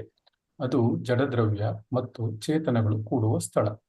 ಅಲ್ಲಿಂದಲೇ ಜೀವಿಯ ಮಿಥ್ಯಾಹಂಕಾರವು ಹುಟ್ಟುತ್ತದೆ. ಎಲ್ಲ ಜೀವಿಗಳು ದೇವೋತ್ತಮ ಪುರುಷನ ವಿಭಿನ್ನಾಂಶಗಳಾಗಿದ್ದಾರೆ. ಮಿಥ್ಯಾ ಅಹಂಕಾರದ ಒತ್ತಡಕ್ಕೆ ಒಳಗಾಗದ ಬದ್ಧಾತ್ಮರು ತಾವು ದೇವೋತ್ತಮ ಪರಮಪುರುಷನ ವಿಭಿನ್ನ ಅಂಶಗಳಾಗಿದ್ದರೂ ಭೌತಿಕ ಪ್ರಕೃತಿಯ ಭೋಗಿಗಳು ಎಂದುಕೊಳ್ಳುತ್ತಾರೆ. ಮಿಥ್ಯಾ ಅಹಂಕಾರವೇ ಭೌತಿಕ ಅಸ್ತಿತ್ವದ ಬಂಧಕ ಶಕ್ತಿಯಾಗಿದೆ. ವಿಫಲಗೊಂಡ ಬದ್ಧಾತ್ಮರಿಗೆ ಈ ಮಿಥ್ಯಾ ಅಹಂಕಾರದಿಂದ ಮುಕ್ತನಾಗಲು ಭಗವಂತನು ಪದೇ ಪದೇ ಅವಕಾಶವೀಯುತ್ತಾನೆ. ಆದ್ದರಿಂದಾಗಿಯೇ ಆಗಾಗ ಭೌತಿಕ ಸೃಷ್ಟಿಯು ಸಂಭವಿಸುತ್ತದೆ. ಬದ್ಧಾತ್ಮರಿಗೆ ಮಿಥ್ಯಾ ಅಹಂಕಾರದ ಚಟುವಟಿಕೆಗಳನ್ನು ತಿದ್ದಿಕೊಳ್ಳಲು ಸಕಲ ಸೌಲಭ್ಯಗಳನ್ನು ಅವನು ಕೊಡುತ್ತಾನೆ. ಆದರೆ ಅವನು ಭಗವಂತನ ವಿಭಿನ್ನಾಂಶದಂತಿರುವ ಅವರ ಅಲ್ಪ ಸ್ವಾತಂತ್ರ್ಯದಲ್ಲಿ ನಡುವೆ ಪ್ರವೇಶಿಸುವುದಿಲ್ಲ. ಹರೇ ಕೃಷ್ಣ ಪ್ರಭುಜಿ. ಹರೇ ಕೃಷ್ಣ.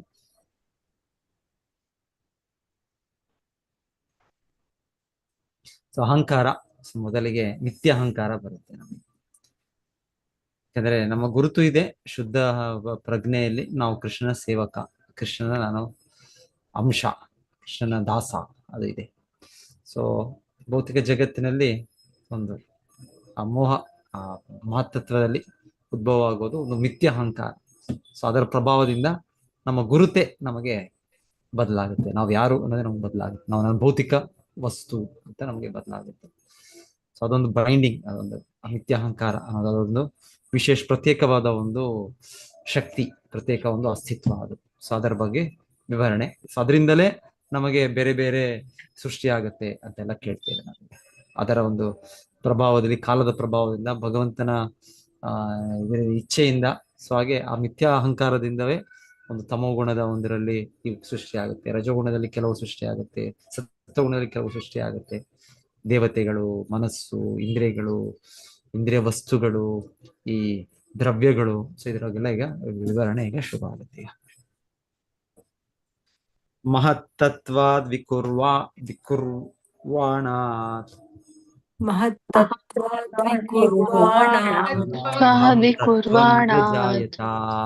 ಅಹಂ ಕಾರ್ಯಕಾರಣಕರ್ತಾತ್ಮಾ ಭೂತೇಂದ್ರಿಯ ಮನೋಮಯಃ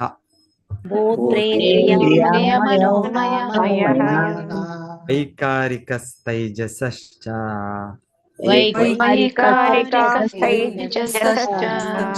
ತಾಮಸಶ್ಚೇತ್ಯಹಂ ತ್ರಿಧಾ.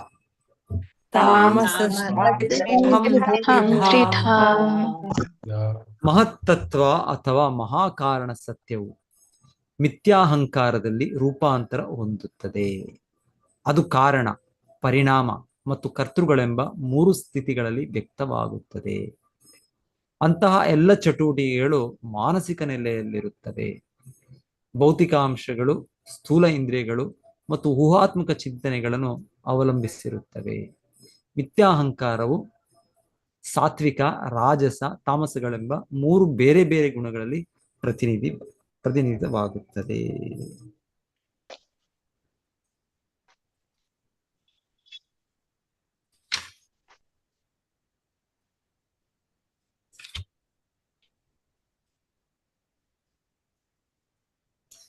ಇನ್ಯಾರಾದ್ರೂ ಓದ್ತೀರಾ? ಭಾವಾರ್ಥ ಓದಿ. ಪ್ರಭುಜಿ ಓದ್ಲಾ? ಪ್ರಭುಜಿ ಹರೇ ಓದಿ ಕೃಷ್ಣ. ಮಾಡಿ. ಭಾವಾರ್ಥ. ಶ್ರೀಲ ಪ್ರಭುಪಾದರಿಗೆ ಜಯವಾಗಲಿ. ತನ್ನ ಮೂಲ ಅಧ್ಯಾತ್ಮ ಅಸ್ತಿತ್ವದಲ್ಲಿ ಶುದ್ಧ ಜೀವಿಯು ಭಗವಂತನ ನಿತ್ಯ ಸೇವಕನಂತೆ ಇದ್ದವನು ಆ ಸಹಜ ಸ್ವರೂಪದ ಪೂರ್ಣ ಪ್ರಜ್ಞೆಯನ್ನು ಹೊಂದಿರುತ್ತಾನೆ. ಅಂತಹ ಶುದ್ಧ ಪ್ರಜ್ಞೆಯಲ್ಲಿರುವ ಜೀವಿಗಳೆಲ್ಲರೂ ಮುಕ್ತರಾಗುತ್ತಾರೆ. ಆದ್ದರಿಂದ ಅವರು ಪರವ್ಯೋಮದಲ್ಲಿ ವಿವಿಧ ವೈಕುಂಠ ಲೋಕಗಳಲ್ಲಿ ಜ್ಞಾನಾನಂದಮಯರಾಗಿ ಶಾಶ್ವತವಾಗಿ ವಾಸಿಸುತ್ತಾರೆ. ಭೌತಿಕ ಸೃಷ್ಟಿಯ ಅಭಿವ್ಯಕ್ತಿಯಾದಾಗ ಅದು ಅವರಿಗೆ ಉದ್ದೇಶಿತವಾಗಿರುವುದಿಲ್ಲ. ಶಾಶ್ವತವಾಗಿ ಮುಕ್ತಿ ಪಡೆದ ಜೀವಿಗಳನ್ನು ನಿತ್ಯ ಮುಕ್ತರು ಎನ್ನಲಾಗಿದೆ. ಭೌತಿಕ ಸೃಷ್ಟಿಯೊಂದಿಗೆ ಅವರೇನೂ ಮಾಡಬೇಕಾಗಿಲ್ಲ. ಅವಿಧೇಯ ಜೀವಿಗಳಿಗಾಗಿ ಭೌತಿಕ ಸೃಷ್ಟಿಯೂ ಇದೆ. ಏಕೆಂದರೆ ಅವರು ಪರಮಪ್ರಭುವಿನ ಅಧೀನತೆಯನ್ನು ಒಪ್ಪಲು ಸಿದ್ಧರಾಗಿರುವುದಿಲ್ಲ. ಈ ರೀತಿಯ ಸುಳ್ಳು ಒಡೆತನದ ಭಾವವನ್ನೇ ಮಿಥ್ಯಾಹಂಕಾರವೆನ್ನಲಾಗಿದೆ. ಇದು ಭೌತಿಕ ಪ್ರಕೃತಿಯ 3 ಗುಣಗಳಲ್ಲಿ ವ್ಯಕ್ತವಾಗುತ್ತದೆ. ಇದು ಊಹಾತ್ಮಕ ಚಿಂತನೆಯಲ್ಲಿ ಮಾತ್ರ ಇರುತ್ತದೆ. ಸಾತ್ವಿಕ ಗುಣದವರು ಪ್ರತಿಯೊಬ್ಬ ವ್ಯಕ್ತಿಯನ್ನು ಭಗವಂತನೆಂದು ತಿಳಿಯುತ್ತಾರೆ. ಹಾಗೆಯೇ ಭಗವಂತನ ದಿವ್ಯ ಪ್ರೇಮಯುತ ಸೇವೆಯಲ್ಲಿ ನಿರತರಾಗಲು ಪ್ರಯತ್ನಿಸುವ ಶುದ್ಧ ಭಕ್ತರನ್ನು ಕಂಡು ಹಾಸ್ಯ ಮಾಡುತ್ತಾರೆ. ರಜೋಗುಣದಿಂದ ಉಬ್ಬಿದವರು ನಾನಾ ಮಾರ್ಗಗಳಿಂದ ಭೌತಿಕ ಪ್ರಕೃತಿಯ ಮೇಲೆ ಅಧಿಪತ್ಯ ನಡೆಸಲು ಪ್ರಯತ್ನಿಸುತ್ತಾರೆ. ಅವರಲ್ಲಿ ಕೆಲವರು ಲೋಕಹಿತದ ಕಾರ್ಯಗಳಲ್ಲಿ ತೊಡಗುತ್ತಾರೆ. ತಮ್ಮ ಊಹಾತ್ಮಕ ಚಿಂತನೆಗಳ ಯೋಜನೆಗಳಿಂದ ಇತರರಿಗೆ ಒಳ್ಳೆಯದನ್ನು ಮಾಡಲು ನೇಮಕಗೊಂಡ ಪ್ರತಿನಿಧಿಗಳೆಂಬಂತೆ ಇರುತ್ತಾರೆ. ಅಂತಹ ಮನುಷ್ಯರು ಲೋಕಹಿತದ ಆದರ್ಶ ಮಾರ್ಗಗಳನ್ನು ಅಂಗೀಕರಿಸುತ್ತಾರೆ. ಆದರೆ ಅವರ ಯೋಜನೆಗಳು ಮಿಥ್ಯಾಹಂಕಾರದ ಆಧಾರದ ಮೇಲೆ ರಚಿತವಾಗಿರುತ್ತವೆ. ತಾವು ಭಗವಂತನಲ್ಲಿ ಒಂದಾಗುವ ಮಿತಿಯವರೆಗೂ ಈ ಮಿಥ್ಯಾಹಂಕಾರ ವಿಸ್ತರಿಸುತ್ತದೆ. ಅಹಂಕಾರಿಗಳಾದ ಬದ್ಧಾತ್ಮರ ಕೊನೆಯ ವರ್ಗವೆನಿಸಿದ ತಮೋಗುಣಯುಕ್ತರು ಸ್ಥೂಲ ದೇಹವನ್ನೇ ಆತ್ಮವೆಂದು ಗುರುತಿಸುವ ಮಾರ್ಗಭ್ರಷ್ಟರಾಗಿರುತ್ತಾರೆ. ಆದ ಕಾರಣ ಅವರ ಎಲ್ಲ ಚಟುವಟಿಕೆಗಳೂ ದೇಹಕ್ಕೆ ಸಂಬಂಧಿಸಿದಂತೆ ಮಾತ್ರ ಕೇಂದ್ರೀಕೃತವಾಗಿರುತ್ತವೆ. ಈ ಎಲ್ಲ ವ್ಯಕ್ತಿಗಳಿಗೂ ಮಿಥ್ಯಾಹಂಕಾರದ ಕಲ್ಪನೆಗಳೊಂದಿಗೆ ಆಡುವ ಅವಕಾಶವನ್ನು ಕೊಡಲಾಗಿದೆ. ಆದರೆ ಅದೇ ಕಾಲದಲ್ಲಿಯೇ ಭಗವದ್ಗೀತೆ ಮತ್ತು ಶ್ರೀಮದ್ ಭಾಗವತದಂತಹ ಧರ್ಮಗ್ರಂಥಗಳ ಸಹಾಯ ಪಡೆಯುವ ಅವಕಾಶವನ್ನು ನೀಡುವಷ್ಟು ಭಗವಂತನು ದಯಾಮಯನಾಗಿದ್ದಾನೆ. ಆದ್ದರಿಂದ ಅವರು ಶ್ರೀಕೃಷ್ಣ ವಿಜ್ಞಾನವನ್ನು ಅರಿಯಬಹುದು. ಆ ಮೂಲಕ ಅವರ ಜೀವನವನ್ನು ಸಾರ್ಥಕಪಡಿಸಿಕೊಳ್ಳಬಹುದು. ಆದ ಕಾರಣ ಪೂರ್ಣ ಭೌತಿಕ ಸೃಷ್ಟಿಯು ಭೌತಿಕ ಪ್ರಕೃತಿಯ ಗುಣಗಳ ನಾನಾ ಮಾಯೆಗಳಲ್ಲಿ ಮನೋನೆಲೆಗಳಲ್ಲಿ ಸುತ್ತಾಡುವ ಮಿಥ್ಯಾಹಂಕಾರಿ ಜೀವಿಗಳಿಗೆ ಉದ್ದಿಷ್ಟವಾಗಿದೆ. ಧನ್ಯವಾದಗಳು ಪ್ರಭುಜಿ. ಹರೇ ಕೃಷ್ಣ.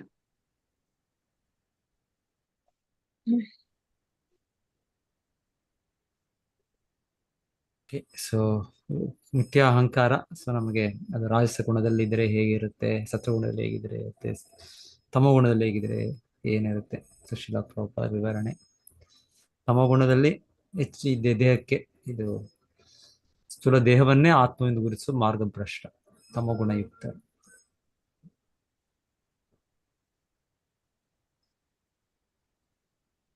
ಸ್ವಲ್ಪ ಮೇಲೆ ಮಿಥ್ಯಾಹಂಕಾರ, ಆಗ ಲೋಕಹಿತದ ಆದರ್ಶ ಮಾರ್ಗಗಳು ಎಲ್ಲ ಆಗ್ತಾ ಇದ್ದಾರೆ. ಅದು ಮಿಥ್ಯಾಹಂಕಾರ ರಜೋಗುಣ.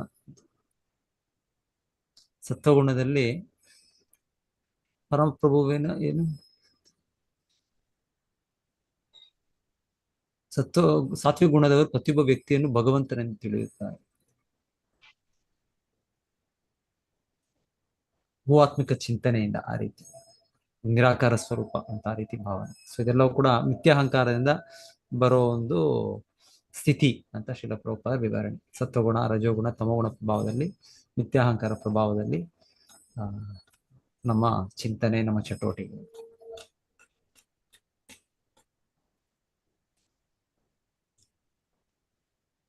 ಅಹಂ ತತ್ವಾದ್ ವಿಕುರ್ವಾಣಾನ್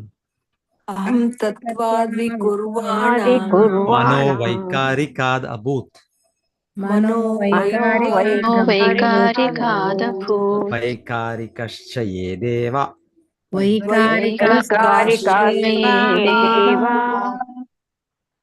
ಅರ್ಥಾಭಿವ್ಯಾಂಜನಂ ಯತಃ.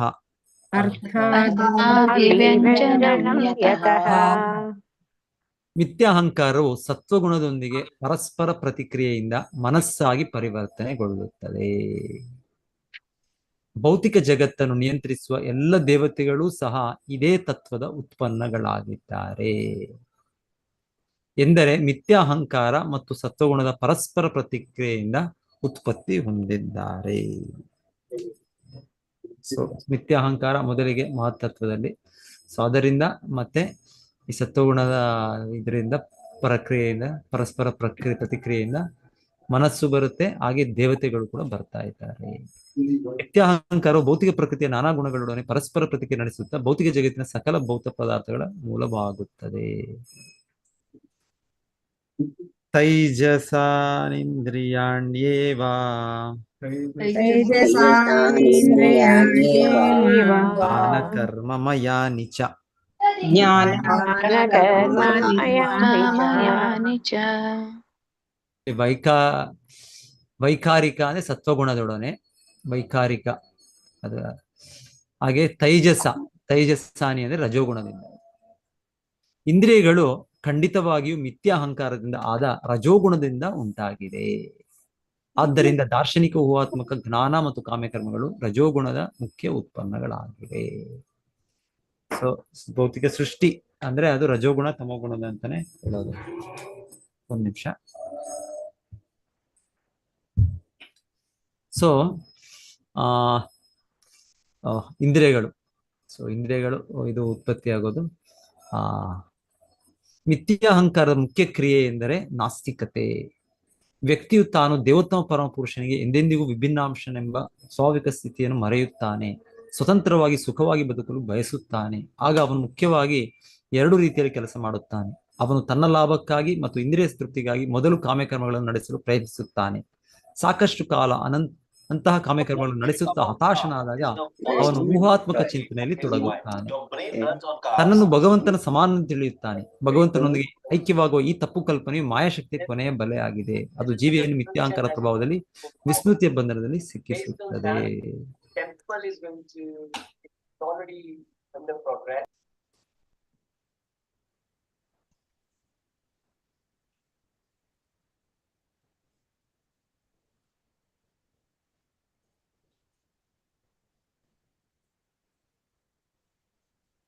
ಓಕೆ, ಇಲ್ಲಿ ಅನುವಾದದಲ್ಲಿ ಬರ್ತಾ ಇದೆ, ದಾರ್ಶನಿಕ ಊಹಾತ್ಮಕ ಜ್ಞಾನ ಮತ್ತು ಕಾಮ್ಯಕರ್ಮಗಳು ರಜೋಗುಣದ ಮುಖ್ಯ ಉತ್ಪನ್ನಗಳು. ಸೊ ಹಾಗೆ ಪ್ರಭುಪಾದರನ್ನ ಎಕ್ಸ್ಪ್ಲೈನ್ ಮಾಡ್ತಾರೆ ಏನಿದೆ ದಾರ್ಶನಿಕ ಊಹಾತ್ಮಕ ಜ್ಞಾನ. ಭಗವಂತನ ಸರಿಯಾದ ಜ್ಞಾನವಲ್ಲ ಇದು ಊಹಾತ್ಮಕ ಜ್ಞಾನ. ಸೊ ಅದರಲ್ಲಿ ಹೇಗೆ ಯೋಚನೆ ಮಾಡ್ತಾರೆ ಅಂತ ಕಲ್ಪನೆ ಎಕ್ಸ್ಪ್ಲೈನ್ ಮಾಡ್ತಾ ಇದ್ದಾರೆ.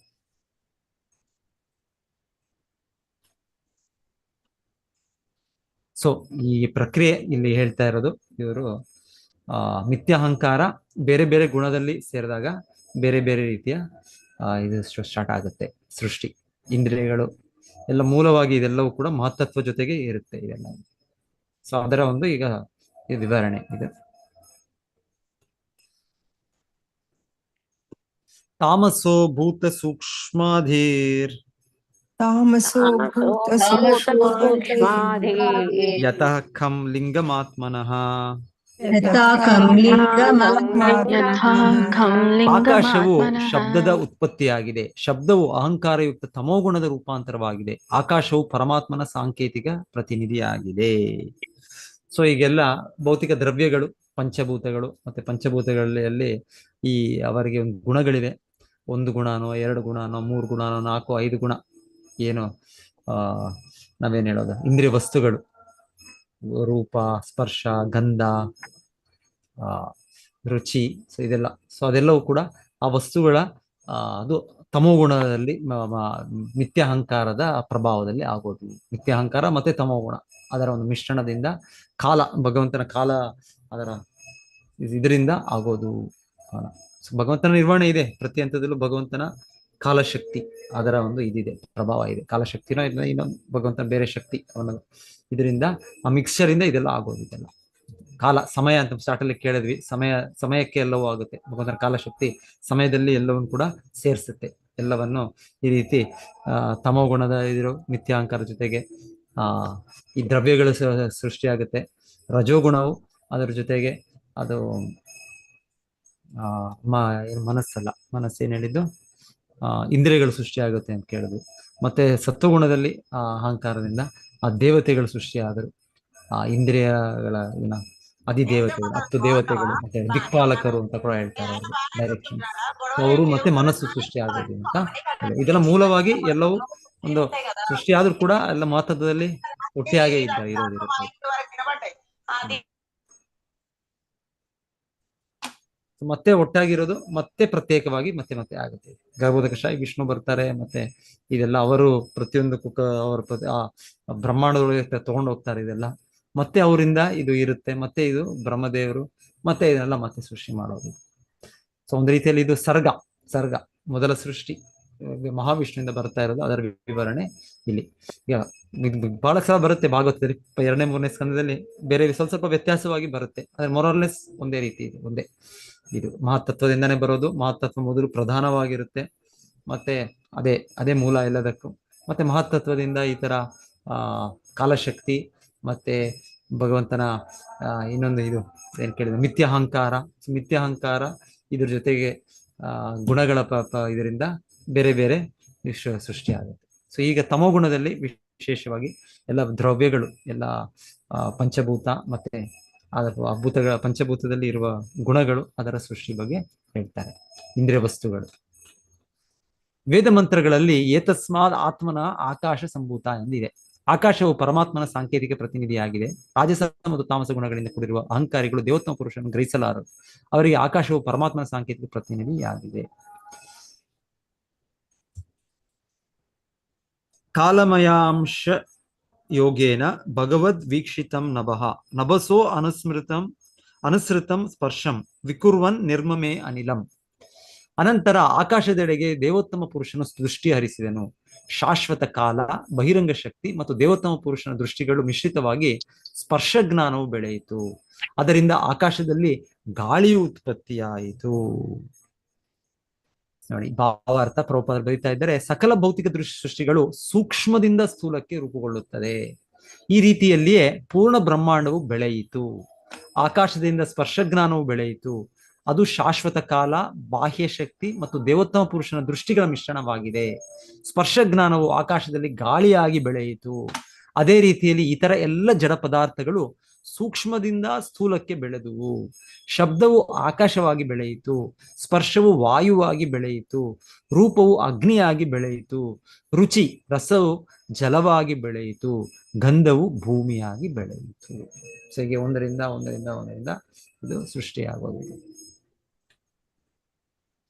ಅನಿಲೋಪಿ ವಿಕುರ್ವಾಣೋ ನಭಸೋರು ಫಲಾನ್ವಿತಃ ಸಸರ್ಜ ರೂಪ ತನ್ಮಾತ್ರಂ ಜ್ಯೋತಿರ್ಲೋಕಸ್ಯ ಲೋಚನಂ. ಅನಂತರ ಅತಿ ಬಲಿಷ್ಠವಾದ ವಾಯುವು ಆಕಾಶದೊಂದಿಗೆ ಪರಸ್ಪರ ಕ್ರಿಯೆಯಿಂದ ಇಂದ್ರಿಯಾನುಭವದ ರೂಪವನ್ನು ಉತ್ಪತ್ತಿ ಮಾಡಿತು. ರೂಪಾನುಭವವು ಜಗತ್ತನ್ನು ಕಾಣುವ ಬೆಳಕಾಗಿ ವಿದ್ಯುತ್ತಿನ ರೂಪ ಹೊಂದಿತು. ಅನಿಲೇನಾನ್ವಿತಂ ಜ್ಯೋತಿರ್ ವಿಕುರ್ವತ್ ಪರವೀಕ್ಷಿತಂ ಆದತ್ತಾಂಭೋ ರಸಮಯಂ ಕಾಲಮಾಯಾಂಶ ಯೋಗತಃ. ವಿದ್ಯುತ್ತು ಗಾಳಿಯಲ್ಲಿ ತುಂಬಿತು. ಆಗ ಭಗವಂತನು ಅದರತ್ತ ದೃಷ್ಟಿಸಿದನು. ಆ ಸಮಯದಲ್ಲಿಯೇ ಶಾಶ್ವತ ಕಾಲ ಮತ್ತು ಬಾಹ್ಯ ಶಕ್ತಿಗಳ ಮಿಶ್ರಣದಿಂದ ಜಲ ಮತ್ತು ರಸಗಳ ಸೃಷ್ಟಿಯಾಯಿತು. ಸೊ ಇದೆಲ್ಲ ತಮೋಗುಣದ ಮತ್ತೆ ಇದು ಮಿಥ್ಯಾಹಂಕಾರ ತಮೋಗುಣದ ಪ್ರಭಾವದಿಂದ ಈ ಎಲ್ಲ ಪದಾರ್ಥಗಳು ಸೃಷ್ಟಿಯಾಗ್ತವೆ. ಆದ್ರೂ ಕೂಡ ಒಂದಾದ್ಮೇಲೆ ಒಂದು ಅಂತ ಹೇಳ್ತಾ ಇದ್ದಾರೆ.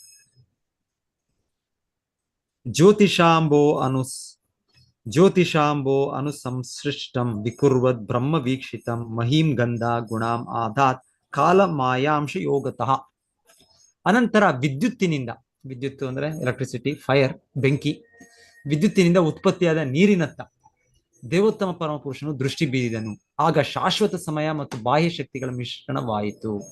ಹೀಗೆ ಅದು ಭೂಮಿಯಂತೆ ರೂಪಾಂತರಗೊಂಡಿತು.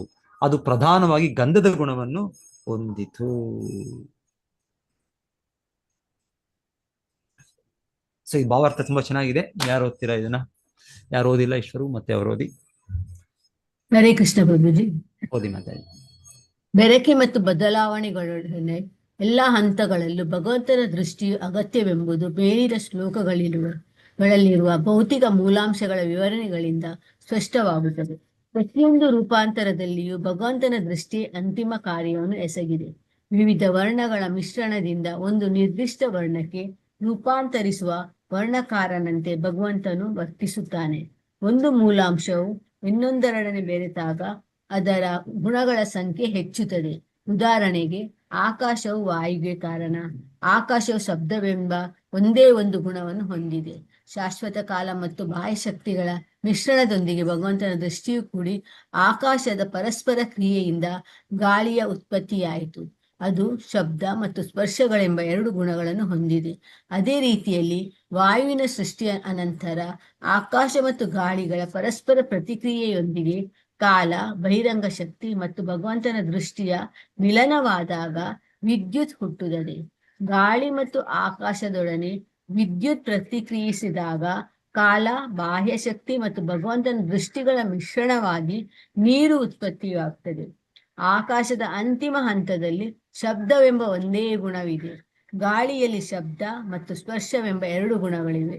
ವಿದ್ಯುತ್ನಲ್ಲಿ ಶಬ್ದ, ಸ್ಪರ್ಶ ಮತ್ತು ರೂಪಗಳೆಂಬ 3 ಗುಣಗಳಿವೆ. ನೀರಿನಲ್ಲಿ ಶಬ್ದ, ಸ್ಪರ್ಶ, ರೂಪ ಮತ್ತು ರಸಗಳೆಂಬ 4 ಗುಣಗಳಿವೆ. ಭೌತಿಕ ಬೆಳವಣಿಗೆಯ ಅಂತಿಮ ಹಂತದ ಪರಿಣಾಮವೇ ಭೂಮಿ. ಅದು ಶಬ್ದ, ಸ್ಪರ್ಶ, ರೂಪ, ರಸ, ಗಂಧಗಳೆಂಬ 5 ಗುಣಗಳನ್ನು ಹೊಂದಿದೆ. ಅವೆಲ್ಲವೂ ಬೇರೆ ಬೇರೆ ಭೌತಿಕ ದ್ರವ್ಯಗಳ ಬೇರೆ ಬೇರೆ ಮಿಶ್ರಣಗಳಾಗಿದ್ದರೂ ಆ ಮಿಶ್ರಣಗಳು ತಾವಾಗಿಯೇ ಸಂಭವಿಸುವುದಿಲ್ಲವೋ ಹಾಗೆಯೇ ಈ ಸ್ವಯಂಚಲನ ವ್ಯವಸ್ಥೆಯು ನಿಜವಾಗಿ ಭಗವಂತನ ಒಂದ್ ಲೈನ್ ಸ್ಕಿಪ್ ಮಾಡಿದ್ರಿ. ತಾವಾಗಿಯೇ ಆಗಲಿಲ್ಲ. ಹೇಗೆ ಜೀವಂತ ವರ್ಣಕಾರನ ಸ್ಪರ್ಶವಿಲ್ಲದೆ ವರ್ಣ ಮಿಶ್ರಣಗಳು ತಾವಾಗಿಯೇ ಸಂಭವಿಸುವುದಿಲ್ಲವೋ ಹಾಗೆ ಈ ಸ್ವಯಂಚಲನ ವ್ಯವಸ್ಥೆಯು ನಿಜವಾಗಿ ಭಗವಂತನ ದೃಷ್ಟಿಯ ಸ್ಪರ್ಶದಿಂದಲೇ ಕ್ರಿಯಾಶೀಲವಾಗಿದೆ. ಎಲ್ಲ ಭೌತಿಕ ಪರಿವರ್ತನೆಗಳಲ್ಲಿಯೂ ಜೀವ ಪ್ರಜ್ಞೆಯೇ ಅತ್ಯವಶ್ಯವಾದುದು. ಭಗವದ್ಗೀತೆಯಲ್ಲಿ 9.10 ಈ ಸಂಗತಿಯು ಹೀಗೆ ಪ್ರಸ್ತಾಪಿತವಾಗಿದೆ. ಮಯಾ ದಕ್ಷೇಣ ಪ್ರಕೃತಿ ಸೂಯತೆ ಸಚರಾಚರಂ ಹೇತುನಾನೇನ ಕೌಂತೆಯ ಜಗದ್ವಿಪರಿವರ್ತತೆ. ಸಾಮಾನ್ಯರ ದೃಷ್ಟಿಗೆ ಭೌತಿಕ ಮೂಲಾಂಶಗಳು ಆಶ್ಚರ್ಯಕರವಾಗಿ ಕೆಲಸ ಮಾಡುವಂತೆ ಕಾಣಬಹುದಾದರೂ ವಾಸ್ತವಿಕವಾಗಿ ಅವುಗಳ ಕಾರ್ಯಗಳು ಭಗವಂತನ ಮೇಲ್ವಿಚಾರಣೆಯಲ್ಲಿಯೇ ನಡೆಯುತ್ತವೆ ಎಂದು ತೀರ್ಮಾನಿಸಬೇಕು. ಭೌತಿಕ ಮೂಲಾಂಶಗಳ ಬದಲಾವಣೆಗಳನ್ನು ಮಾತ್ರ ಗುರುತಿಸುವವರು ಅದರ ಹಿಂದಿರುವ ಭಗವಂತನ ಗುಪ್ತ ಹಸ್ತವನ್ನು ಕಾಣಲಾರರು. ಅಂತಹವರು ಮಹಾಭೌತಿಕ ವಿಜ್ಞಾನಿಗಳೆಂದು ಪ್ರಚಾರ ಪಡೆದಿರಬಹುದಾದರೂ ಖಂಡಿತವಾಗಿಯೂ ಮಂದ ಬುದ್ಧಿಯ ವ್ಯಕ್ತಿಗಳಾಗಿರುತ್ತಾರೆ. ಹರೇ ಕೃಷ್ಣ ಪ್ರಭುಜಿ, ಧನ್ಯವಾದಗಳು. ಹರೇ ಕೃಷ್ಣ ಮಾತಾಜಿ. ಸೊ ಪ್ರಭುಪಾದ ಎಲ್ಲ ಸಮರೈಸ್ ಮಾಡ್ಬಿಟ್ರು, ಎಲ್ಲ ಶ್ಲೋಕ ಅದೆಲ್ಲ ಈ ಶ್ಲೋಕಗಳಿಂದ. ಸೊ ಪ್ರಭುಪಾದ ಹೇಳ್ತಾ ಇದ್ದಾರೆ ಪೇಂಟರ್, ವರ್ಣಕಾರ. ಏನು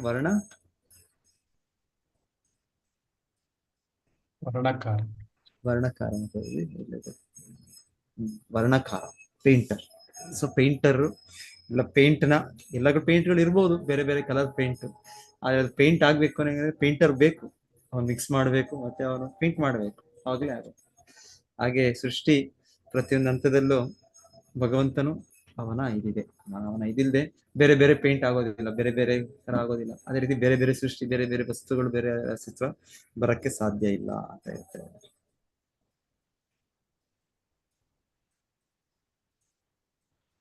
ವಿವಿಧ ವರ್ಣಗಳ ಮಿಶ್ರಣದಿಂದ ಒಂದು ನಿರ್ದಿಷ್ಟ ವರ್ಣಕ್ಕೆ ರೂಪಾಂತರಿಸುವ ವರ್ಣಕಾರನಂತೆ ಭಗವಂತನು ವರ್ತಿಸುತ್ತಾನೆ.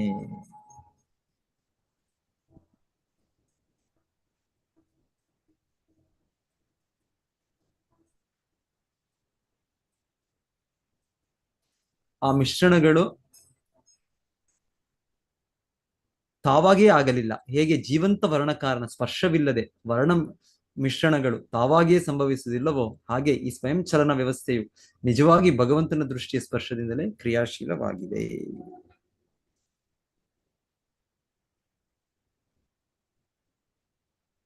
ಕೊನೆಗೆ ಪ್ರಭುಪಾದರು ಭೌತಿಕ ಮೂಲಾಂಶಗಳ ಬದಲಾವಣೆಗಳನ್ನು ಮಾತ್ರ ಗುರುತಿಸುವವರು, ಅದರ ಹಿಂದಿರುವ ಭಗವಂತನ ಗುಪ್ತ ಹಸ್ತವನ್ನು ಕಾಣಲಾರರು. ಅಂತಹವರು ಮಹಾಭೌತಿಕ ವಿಜ್ಞಾನಿಗಳೆಂದು ಪ್ರಚಾರ ಪಡೆದಿರಬಹುದಾದರೂ ಖಂಡಿತವಾಗಿಯೂ ಮಂದಬುದ್ಧಿಯ ವ್ಯಕ್ತಿಗಳಾಗಿರುತ್ತಾರೆ.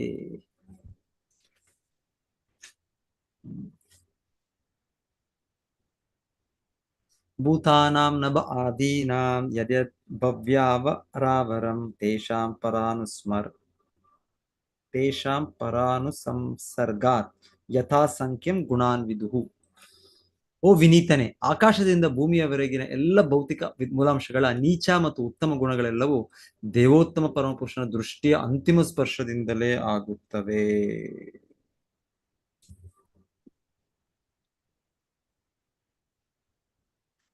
ತೇಷಾಂ ಪರ ಅನುಸಂಸರ್ಗಾತ್, ಪರ ಭಗವಂತನ್, ಅವನಿಂದಲೇ ಎಲ್ಲವೂ ಆಗ್ತಾ ಇದೆ. ಸೊ ಅವನ ನಿರ್ದೇಶನದಿಂದ ಆಗೋದಿಲ್ಲ. ಏತೇ ದೇವ ಕಲಾ ವಿಷ್ಣು ಕಾಲಾ ಮಾಯಾಂಶ ಲಿಂಗಿನ ನಾನಾತ್ವತ್ ಸ್ವಕ್ರಿಯಾನೀಶಃ ಪ್ರೋಚು ಪ್ರಾಂಜಲಯೋ ವಿಭುಂ. ಮೇಲೆ ಹೇಳಿದ ಎಲ್ಲ ಭೌತಿಕ ಮೂಲಾಂಶಗಳ ನಿಯಂತ್ರಕ ದೇವತೆಗಳು ಪ್ರಭು ವಿಷ್ಣುವಿನ ಶಕ್ತಿ ಪಡೆದ ವಿಸ್ತೃತ ರೂಪಗಳಾಗಿದ್ದಾರೆ. ಅವರು ಬಹಿರಂಗ ಶಕ್ತಿಯ ಅಧೀನತೆಯಲ್ಲಿ ಶಾಶ್ವತವಾದ ಕಾಲದಿಂದ ದೇಹ ಪಡೆದವರಾಗಿದ್ದಾರೆ. ಅವರು ಅವನ ವಿಭಿನ್ನಾಂಶಗಳು ಆಗಿದ್ದಾರೆ. ವಿಶ್ವದ ಕರ್ತವ್ಯಗಳ ವಿವಿಧ ಕೆಲಸಗಳನ್ನು ಅವರಿಗೆ ವಹಿಸಲಾಗಿರುವುದರಿಂದ ಮತ್ತು ಅದನ್ನು ನಿರ್ವಹಿಸಲು ಅಸಮರ್ಥರಾದ್ದರಿಂದ ಅವರು ಮುಂದೆ ವಿವರಿಸಲಾಗಿರುವಂತೆ ಭಗವಂತನಿಗೆ ಆಕರ್ಷಕ ಪ್ರಾರ್ಥನೆಗಳನ್ನು ಅರ್ಪಿಸಿದರು. ಓಕೆ, ಸೊ ನಾನು ಇದು ನೆಕ್ಸ್ಟ್ ಇಂದ ಕಂಟಿನ್ಯೂ ಮಾಡ್ತೀನಿ. ನೆಕ್ಸ್ಟ್ ಟೈಮ್ ಇಂದ ನಿಲ್ಲಿಸ್ತೀನಿ. ನಾನು 37ಗೆ ನಿಲ್ಲಿಸ್ತೀನಿ. ಸೊ ಯಾರಾದ್ರೂ ಏನಾದ್ರು ಸೇರಿಸ್ತೀರಾ, ಏನಾದ್ರು ಹೇಳ್ತೀರಾ, ಇಲ್ಲದೆ ಏನಾದ್ರು ಏನೋ ಪ್ರಶ್ನೆಗಳು ಯಾರಾದ್ರು?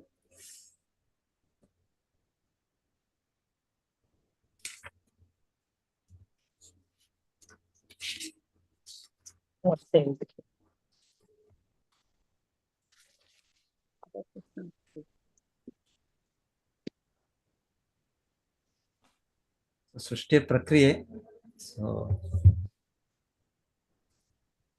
ಭಗವಂತನ ನಿರ್ವಹಣೆಯಿಂದ ಆಗುತ್ತೆ, ಶಕ್ತಿಯಿಂದ ಆಗುತ್ತೆ. ಸ್ಥೂಲದಿಂದ ಸೂಕ್ಷ್ಮವಾಗಿ, ಸೂಕ್ಷ್ಮದಿಂದ ಸ್ಥೂಲವಾಗಿ ಆಗೋದು, ಸೂಕ್ಷ್ಮದಿಂದ ಸ್ಥೂಲ ಆಗೋದು. ಮತ್ತೆ ಜಡವಸ್ತು ಮತ್ತೆ ಇಂದ್ರಿಯಗಳು ಇದೆಲ್ಲ ತಮೋಗುಣದ ಪ್ರಭಾವದಲ್ಲಿ ಆಗೋದು ಅಂತ ಹೇಳೋದು. ಮತ್ತೆ ಇಂದ್ರಿಯಗಳು ರಜೋಗುಣದಲ್ಲಿ ಅಂತ ಕೇಳೋದು ನಾವು. ಮತ್ತೆ ಮನಸ್ಸು, ಅದರ ಮೇಲೆ ಮನಸ್ಸು ಮತ್ತೆ ಮನಸ್ಸಿನ ನಿಯಂತ್ರಿಸುವ ದೇವತೆಗಳು ಸತ್ವಗುಣದಲ್ಲಿ.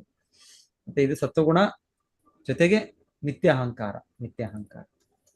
ಶುದ್ಧ ಅಹಂಕಾರ ಇದ್ರೆ ನಾವು ಭಗವದ್ಧಾಮದಲ್ಲಿ ಇರ್ತೇವೆ. ಆ ನಿತ್ಯ ಅಹಂಕಾರ ಪ್ರಭಾವ ಬಂದಿದ ತಕ್ಷಣವೇ ಈ ಗುಣಗಳ ಪ್ರಭಾವ ಜೊತೆ ಸೇರಿ ಭಗವಂತನ ನಿರ್ದೇಶನದಿಂದ ಈ ಬೇರೆ ಬೇರೆ ಇದೆ. ಹೇಗೆ ನಮ್ಗೆ ಈ ಭೌತಿಕ ಜಗತ್ತಿನಲ್ಲಿ ನಮ್ಮ ಇಚ್ಛೆಗಳನ್ನ ಪೂರೈಕೆ ಮಾಡ್ಲಿಕ್ಕೆ ಈ ಬೇರೆ ಬೇರೆ ಸೃಷ್ಟಿಗಳು ಆಗ್ತಾ ಇದೆ. ಎಲ್ಲ ಅಗತ್ಯ.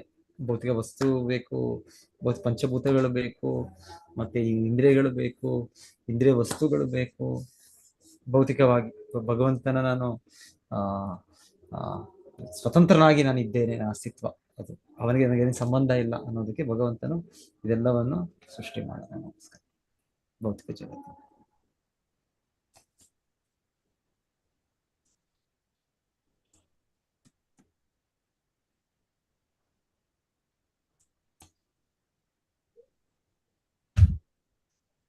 ಓಕೆ ಮಾತಾಜಿ, ಅಟೆಂಡೆನ್ಸ್ ಎಲ್ಲ ತಗೊಂಡಿದ್ರೆ, ಇಲ್ಲಾಂದ್ರೆ ನಾನು ನಿಮ್ಗೆ ಹೋಸ್ಟ್ ಕೊಡ್ತೀನಿ, ಅಟೆಂಡೆನ್ಸ್ ತಗೊಳ್ಬೇಕು ನೀವು? ಹೇಗೆ? ಹಾಕಿದ್ದೇನೆ ಪ್ರಭುಜಿ, ಅಟೆಂಡೆನ್ಸ್ ಹಾಕಿದ್ದೇನೆ. ಹರೇ ಕೃಷ್ಣ ಪ್ರಭುಜಿ. ಹರೇ ಕೃಷ್ಣ. ಹೇಳಿ ಮಾತಾಜಿ. ಪ್ರಭುಜಿ, ನಮ್ದು ಇದು ಸೆಕೆಂಡ್ ಕ್ಯಾಂಟೋ ರಿಸಲ್ಟ್ಸ್ ಫಾಸ್ಟ್ ಟ್ರ್ಯಾಕ್ ಕಳಿಸಿದ್ದೀರಾ ಪ್ರಭುಜಿ? ಕಳಿಸ್ಬೇಕು ಮತ್ತೆ ಕಳಿಸ್ತೀನಿ. ಯಾವಾಗ ನಿಮ್ಗೆ ಅದು ಎಕ್ಸಾಮ್? ಈಗ ಸ್ವಲ್ಪ ಅದು ಹರೇ ಕೃಷ್ಣ ಪ್ರಭುಜಿ. ನಾಳೆ ಏನೋ ಕ್ಲಾಸ್ ಹೇಳಿದ್ದಾರೆ ನನಗೆ, 6th to 10th ಚಾಪ್ಟರ್ ಅಂತ ಹೇಳಿದ್ದಾರೆ.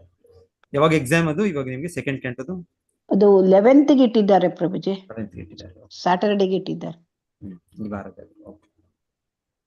ಕೊಡ್ತೀನಿ ನಾನು, ಮುಗಿಸಿ ನಾನು. ಹಾ, ಕಳಿಸಿದ್ರೆ ಅವರಿಗೆ ಫಸ್ಟ್ ಒಂದು ಆಗಿದೆ, ಸೆಕೆಂಡ್ ಒಂದು ಇದೆ. ಫಸ್ಟ್ ಒಂದು 6th 7th ಚಾಪ್ಟರ್ ಆಗಿದೆ. 8th 9th ಸ್ವಲ್ಪ ನಾನು ಅಲ್ಲೇ ಬಿಟ್ಬಿಟ್ಟೆ, ಮತ್ತೆ ನೋಡ್ಲಿಲ್ಲ. ನೋಡ್ತೀನಿ. ಎಲ್ಲರೂ ಚೆನ್ನಾಗಿ ಬರ್ದಿದ್ದೀರಾ, ಏನು ತೊಂದರೆ ಇಲ್ಲ. ಎಲ್ಲರೂ ನಿಮ್ದು ಮಾತ್ರ 15 ಜನ ಇದ್ದೀರಾ ನೀವು ಅದರಲ್ಲಿ, ಅವ್ರಿಗೆ ಮಾತ್ರ ಆರ್ಟಿಸ್ಟ್ ಫಸ್ಟ್ ಕಳಿಸಬೇಕು. ನೋಡೋಣ. ಕಳಿಸಿದ್ರೆ ನಮಗೆ ಅನುಕೂಲ ಆಗುತ್ತೆ ಪ್ರಭುಜಿ. ಮತ್ತೆ ಅದು ನಮ್ದು ಶ್ಲೋಕ ರಿಸಿಟೇಷನ್ ಮಾರ್ಕ್ಸ್ ಅದ್ರದ್ದು ಪ್ರಭುಜಿ, ಅದ್ರನ್ನು ಕಳಿಸಿ ಪ್ರಭುಜಿ. ಅದು ಕೂಡ okay. Thank you Prabhuji. Hare Krishna. Hare Krishna Prabhuji. Shashikumar Prabhuji ಮತ್ತೆ ಏನೋ ಮಾತನಾಡ್ಬೇಕಂತೆ, ಒಂದು ಮೀಟಿಂಗ್ ಮಾಡ್ಬೇಕು ಅಂತ ಹೇಳಿದ್ರು, ಹೇಳಿ ಹೋದ್ರು. ಇದ್ದಾರಾ ಶಶಿಕುಮಾರ್ ಪ್ರಭುಜಿ? ಹೇಳಿ ಮತ್ತೆ. ಅದೇನು ಹೇಳಲಿಕ್ಕಿತ್ತು ಪ್ರಭುಜಿ ಹತ್ರ?